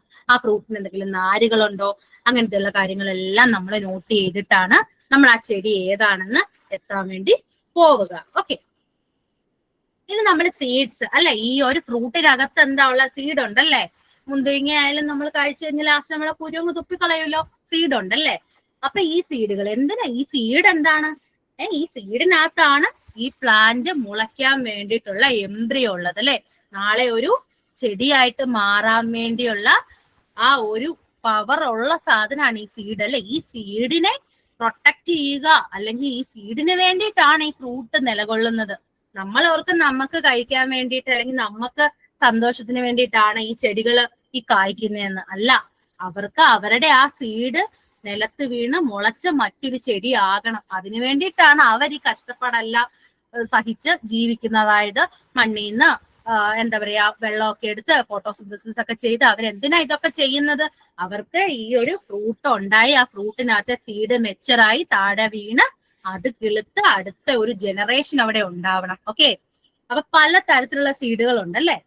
അപ്പം നമുക്കറിയാം ഈ ചില ഫ്രൂട്ട്സ് ഒക്കെ ഭയങ്കര കളർഫുൾ ആണ്, ചില ഫ്രൂട്ട്സ് ഒക്കെ ഭയങ്കരമായിട്ട് മധുരം സ്വീറ്റ് ആണ്, ചിലത് ഭയങ്കര സ്മെല്ലാണ് അല്ലെ. നമ്മുടെ ചക്കയൊക്കെ വീട്ടിൽ പഴുത്തു കഴിഞ്ഞാൽ അണ്ണാനൊക്കെ അടുത്ത ജംഗ്ഷനിൽ നിന്ന് വരെ ഓടി വരും, ഓട്ടോ പിടിച്ചാലും വരും അല്ലെ ചക്കയൊക്കെ. അപ്പൊ എന്തിനാണെന്നറിയാമോ, ഈ ചെടികൾ ചുമ്മാ ചെയ്യുന്നതല്ല, അവർക്ക് ആ ഒരു ഫ്രൂട്ടിനകത്തിരിക്കുന്ന ആ ഒരു ചക്കപ്പഴത്തിനകത്തെ ചക്കച്ചോളക്കകത്തിരിക്കുന്ന ആ ചക്കക്കുരു, ആ കുരുവിനെ പുറത്തെടുത്ത് കുറച്ച് മാറിക്കൊണ്ട് അതിനെ ഇടുകയാണ് ഏറ്റവും ഈ പ്ലാന്റിന് ഇഷ്ടം. ഈ പ്ലാന്റിന് സ്വയമായിട്ട് അവിടെ പോയി ഇടാൻ പറ്റില്ലല്ലോ. അപ്പൊ അതിന് വേണ്ടിയിട്ട് ആ പ്ലാന്റ് ചെയ്യുന്നതാണ് ചക്കപ്പഴത്തിന് നല്ല സ്മെല്ല് കൊടുക്കും. അപ്പൊ വാവലും അതുപോലെ തന്നെ നമ്മുടെ അണ്ണാനും ഒക്കെ വരും, അവര് കുറച്ച് എടുത്തോണ്ട് പോകും, അതില് കുരുവെല്ലാം താഴെ ഇടും, വേറെ വേറെ സ്ഥലങ്ങളിലിടും. തൊട്ട് താഴെ തന്നെ ഇട്ടാൽ എന്ത് പറ്റും, ഇത് വലിയ വൃക്ഷമല്ലേ, വലിയ മരമാണ്. അപ്പൊ അതിന് ഈ നമ്മുടെ ഈ കുട്ടിച്ചെടികൾക്ക് വളരാനുള്ള സൂര്യപ്രകാശവും സൺലൈറ്റും അല്ലെങ്കിൽ ആവശ്യമുള്ള റിസോഴ്സസ് വാട്ടറും ബാക്കിയുള്ള സാധനങ്ങളൊക്കെ കിട്ടാനുള്ള ലഭ്യത കുറവുണ്ടാവും. അവിടെ ഫൈറ്റ് നടക്കും ചെടികൾ തമ്മിൽ. അപ്പൊ അതുകൊണ്ട് മാക്സിമം ദൂരോട്ട് മദർ പ്ലാന്റിൽ നിന്ന് മാക്സിമം ദൂരോട്ട് ഈ സീഡുകൾ ഇടാൻ വേണ്ടിയാണ് എല്ലാ പ്ലാന്റും നോക്കുന്നത്. എല്ലാ പ്ലാന്റിന്റെയും ഒരേ ഒരു ഉദ്ദേശമേ ഉള്ളൂ, എങ്ങനെയും അവർക്ക് അവരുടെ സീഡ് വയബിൾ ആക്കി സീഡിനെ ജെർമിനേറ്റ് ചെയ്യിപ്പിക്കണം. അതിനാണ് ഈ കഷ്ടപ്പാടല്ല. അതിനാണ് അവര് കൊറോളയ്ക്ക് നമ്മുടെ ദളത്തിന് കളറ് കൊടുത്തത് തൊട്ട് എല്ലാ കാര്യങ്ങളും അവർ അതിനുവേണ്ടിയാണ് ചെയ്തേക്കുന്നത്. അങ്ങനെ ചെയ്ത് ഫ്രൂട്ടിന് ചക്കപ്പഴത്തിന് മണം കൊടുത്തത് ഉൾപ്പെടെയുള്ള കാര്യങ്ങൾ ചെയ്ത് അവരെന്ത് ചെയ്തു, ആ മദർ പ്ലാന്റിന് തൊട്ട് താഴെ ഇടാതെ ദൂരേക്ക് പോകാനുള്ള കാര്യങ്ങൾ ചെയ്തു. അപ്പുപ്പന്താടി നമ്മൾ കണ്ടിട്ടുണ്ടാവും അല്ലെ, നമ്മൾ അതിനെ പിടിക്കുകയും എടുക്കും, നമ്മൾ പറത്തി വിടുകയൊക്കെ ചെയ്യല്ലേ. അപ്പുപ്പന്താടി ചുമ്മാ ഒരു രസത്തിന് പോകുന്നതാണോ? അല്ല, അപ്പുപ്പന്താടിയുടെ ആ ചോട്ടിൽ നമ്മൾ കണ്ടിട്ടില്ലേ ഒരു സീഡ് ഉണ്ട്. ഇനി നോക്കിയിട്ടില്ലെങ്കിൽ ഇനി നോക്കണം. ഒരു സീഡ് ഉണ്ടല്ലേ, ആ സീഡ് ദൂരേക്ക് എവിടെയെങ്കിലും വേറെ ഇല്ലാത്തൊരു സ്ഥലത്തേക്ക് പോയി അവിടെ വീണ് അത് ഉണ്ടാവാൻ വേണ്ടി ആ ഫ്രൂട്ടിൽ നിന്ന് പൊട്ടിത്തെറിച്ചപ്പം അങ്ങനെ പറന്നു പോകാൻ വേണ്ടിയിട്ടാണ് ആ ചിറക് പോലത്തെ കാര്യങ്ങൾ കൊടുത്തിരിക്കുന്നത്. അങ്ങനെ അപ്പുപ്പന്താടി പറന്നു പോണത് ഒരു നല്ല സ്ഥലം നോക്കി എവിടെയെങ്കിലും വീണ് കിളുക്കാൻ വേണ്ടിയിട്ടാണ്. ഓക്കെ, അങ്ങനെ ഒരുപാട് ഇപ്പം നമ്മുടെ തേങ്ങയൊക്കെ അങ്ങനെ ഒഴുകി പോകുന്ന കാണാം. ഓക്കെ, അപ്പൊ അങ്ങനെ ഓരോ സീഡിനും അങ്ങനെ പോകാനുള്ള കഴിവും കൂടെ ഡിസ്ട്രിബ്യൂഷൻ. ചില സീഡിന് ചില മനുഷ്യരുടെ ദേഹത്തും മൃഗങ്ങളുടെ ദേഹത്തൊക്കെ ഒട്ടിപ്പിടിക്കും. നമ്മളിങ്ങനെ എറിഞ്ഞെറിഞ്ഞ് കളിക്കും. പണ്ടത് എറിഞ്ഞെറിഞ്ഞ് കളിക്കുന്ന ഒരു യുറീനയുടെ ഒരു സീഡുണ്ട്. അതെന്ന് പറയുന്നത് എന്താണ്, അത് ഒട്ടിപ്പിടിക്കും. അത് ഏതെങ്കിലും ജീവികൾ പൂച്ചയോ പട്ടിയോ ഒക്കെ പോകുമ്പോൾ അതിന്റെ ദേഹത്ത് നല്ല സുന്ദരമായിട്ട് ഒട്ടിപ്പിടിക്കും. അത് കുറെ ദൂരം ചെല്ലുമ്പോഴായിരിക്കും ഇത് കാണുന്നത്. തട്ടിക്കുടഞ്ഞു കളയുമ്പോൾ ആ സ്ഥലത്തായി ആ ഒരു സീഡ് വീഴുന്നു, അവിടെ കിടന്നത് കിളുക്കുന്നു. അങ്ങനെ ആണ് സീഡ് ഡിസ്ട്രിബ്യൂഷൻ നടക്കുന്നത്. അങ്ങനെ അത് ഡിസ്പേഴ്സൽ നടക്കുന്നത്. അങ്ങനെ മദർ പ്ലാന്റിൽ നിന്ന് ദൂരേക്ക് സീഡുകൾ ഇങ്ങനെ പോകുന്നു. അങ്ങനെ പുതിയ പുതിയ സ്ഥലങ്ങളിൽ നമ്മുടെ സീഡുകള് പുതിയ പ്ലാന്റുകൾ ഉണ്ടായി വരുന്നു. അപ്പൊ ഇതൊക്കെയാണ് സ്വഭാവ ഗുണങ്ങൾ. നമ്മൾ നോക്കുവാണെങ്കിൽ നമ്മൾ കുറെ സ്വഭാവ ഗുണങ്ങൾ നോക്കിയല്ലേ, ഇനിയും ഒരുപാട് നോക്കാനുണ്ട്. നമ്മൾ കുറെ സ്വഭാവ ഗുണങ്ങൾ നോക്കി നമ്മൾ എന്താണ് Heber, shrub, tree, climber, creeper, വള്ളിച്ചെടിയാണോ കുഞ്ഞിച്ചെടിയാണോ മരമാണോ എന്നൊക്കെ നോക്കി, അത് കഴിഞ്ഞ് നമ്മൾ ലീഫ് നോക്കി, ലീഫിന്റെ ഷേപ്പ് കണ്ടുപിടിക്കാൻ നോക്കി, ലീഫിന്റെ നമ്മൾ എന്ത് നോക്കി, ലീഫിന്റെ ഷേപ്പ് എങ്ങനെയാണ്, സൈസ് എങ്ങനെയാണ് നോക്കുന്നത് നോക്കി, അതൊക്കെ വെച്ചിട്ട് നമ്മൾ ചെടിയിലേക്ക് എത്തും, പേരിലേക്ക് എത്തുന്നെന്ന് മനസ്സിലാക്കി. പിന്നീട് നമ്മൾ മനസ്സിലാക്കി എന്താണ് ടെൻഡ്രിൽസ്, ഹെയർ, ഈ വള്ളിച്ചെടികളാണെങ്കിൽ അവരെങ്ങനെയാണ് അവരതിനെ പിടിച്ച് വളരുന്നതെന്ന് മനസ്സിലാക്കി. പിന്നെ നമ്മള് എന്താണ് പിന്നെ നമ്മളെ വന്നു കഴിഞ്ഞാല് നമ്മുടെ ഫ്ലവറിനകത്ത് എങ്ങനെയൊക്കെ കാര്യങ്ങളെന്ന് മനസ്സിലാക്കി.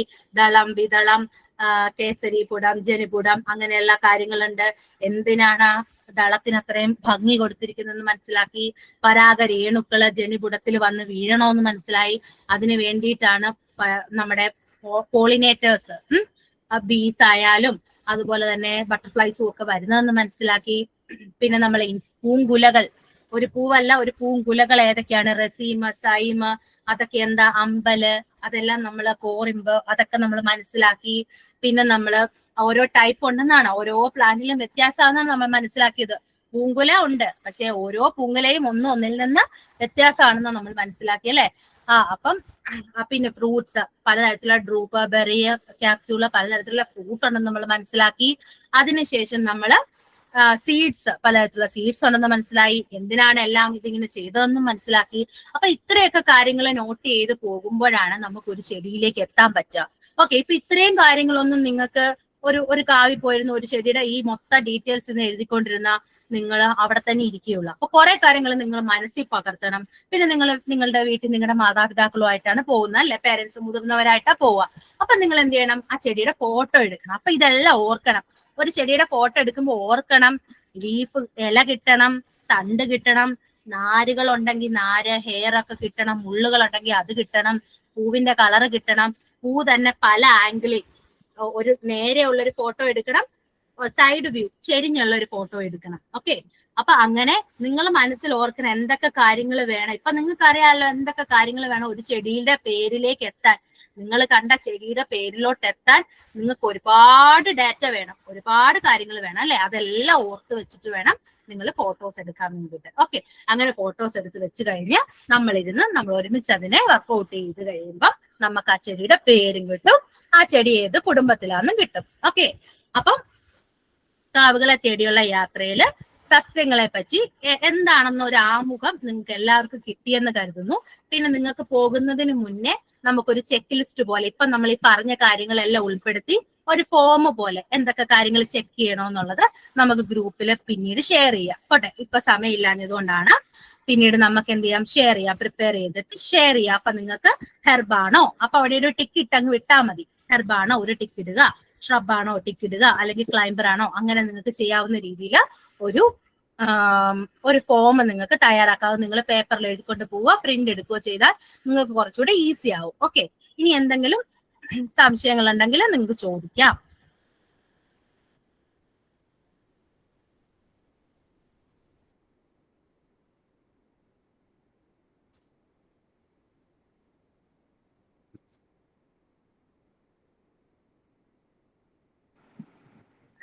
ഹലോ,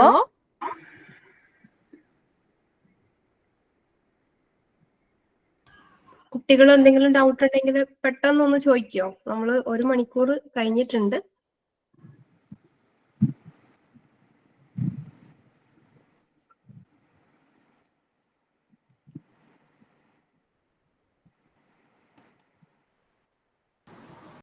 ചാറ്റിൽ ഒരു കുട്ടി പരാഗരേണു എന്താന്ന് ചോദിച്ചിട്ടുണ്ട്.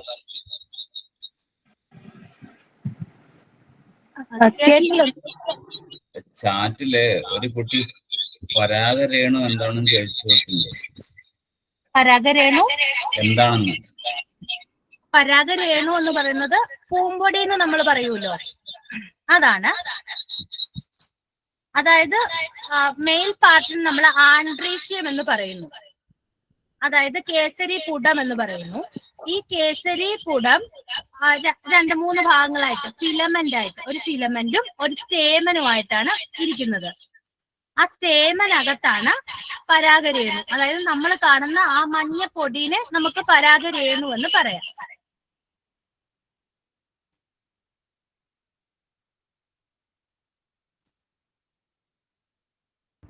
Could you please tell in English? Austin, pollen grains. Parana grains means pollen grains. Thank you.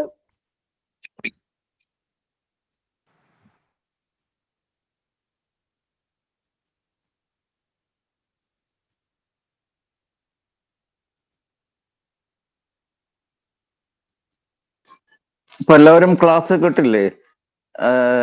കുറച്ച് ചില ആൾക്ക് അല്ലെ നമ്മൾക്ക് തുടക്കത്തിൽ ചെറിയൊരു ബുദ്ധിമുട്ടൊക്കെ ഉണ്ടായിരിക്കും. ഇങ്ങനെയുള്ള കുറെ പദാവലികൾ അല്ലെങ്കിൽ പുതിയ ചില വാക്കുകൾ ഇംഗ്ലീഷിലും മലയാളത്തിലൊക്കെ ചില സാങ്കേതിക പദങ്ങളൊക്കെ നമ്മൾ ഉപയോഗിച്ചിട്ടുണ്ട്. പക്ഷെ അത് നമുക്ക് പേടിക്കാനില്ല. നമ്മൾ ഫീൽഡിൽ പോയിട്ട് അല്ലെങ്കിൽ നമ്മൾ കാവുകളിൽ പോയിട്ട് നേരിട്ട് നിരീക്ഷിക്കുന്ന സമയത്ത് ആ കാര്യങ്ങളൊക്കെ നമ്മൾക്ക് കൂടുതൽ വ്യക്തമായി വരും. ഓക്കെ.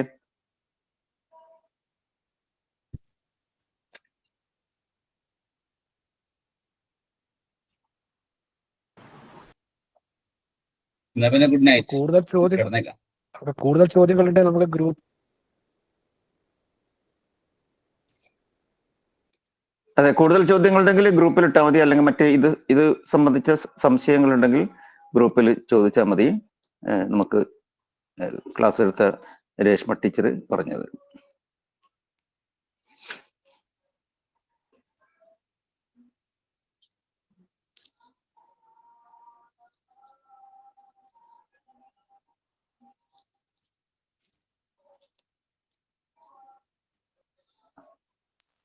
മറ്റൊന്നും ചോദിക്കാനില്ലെങ്കിൽ നമുക്ക് നിർത്തിക്കൂടെ? വൈൻഡപ്പ് ചെയ്തൂടെ? ആ മാഷേ, ലേറ്റ് ആക്കണ്ട. അതെ.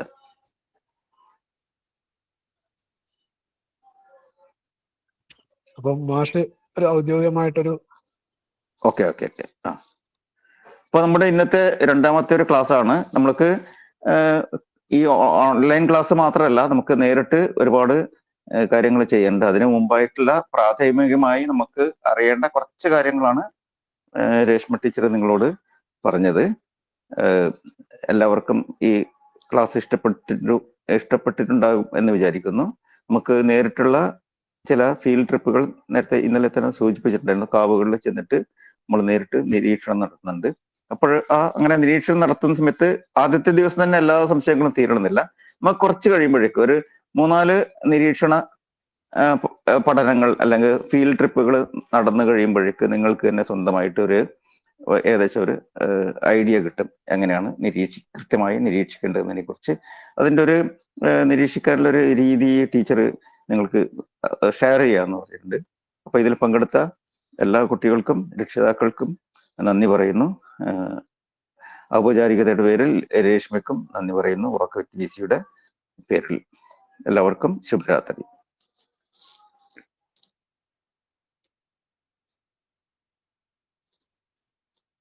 ഓക്കെ.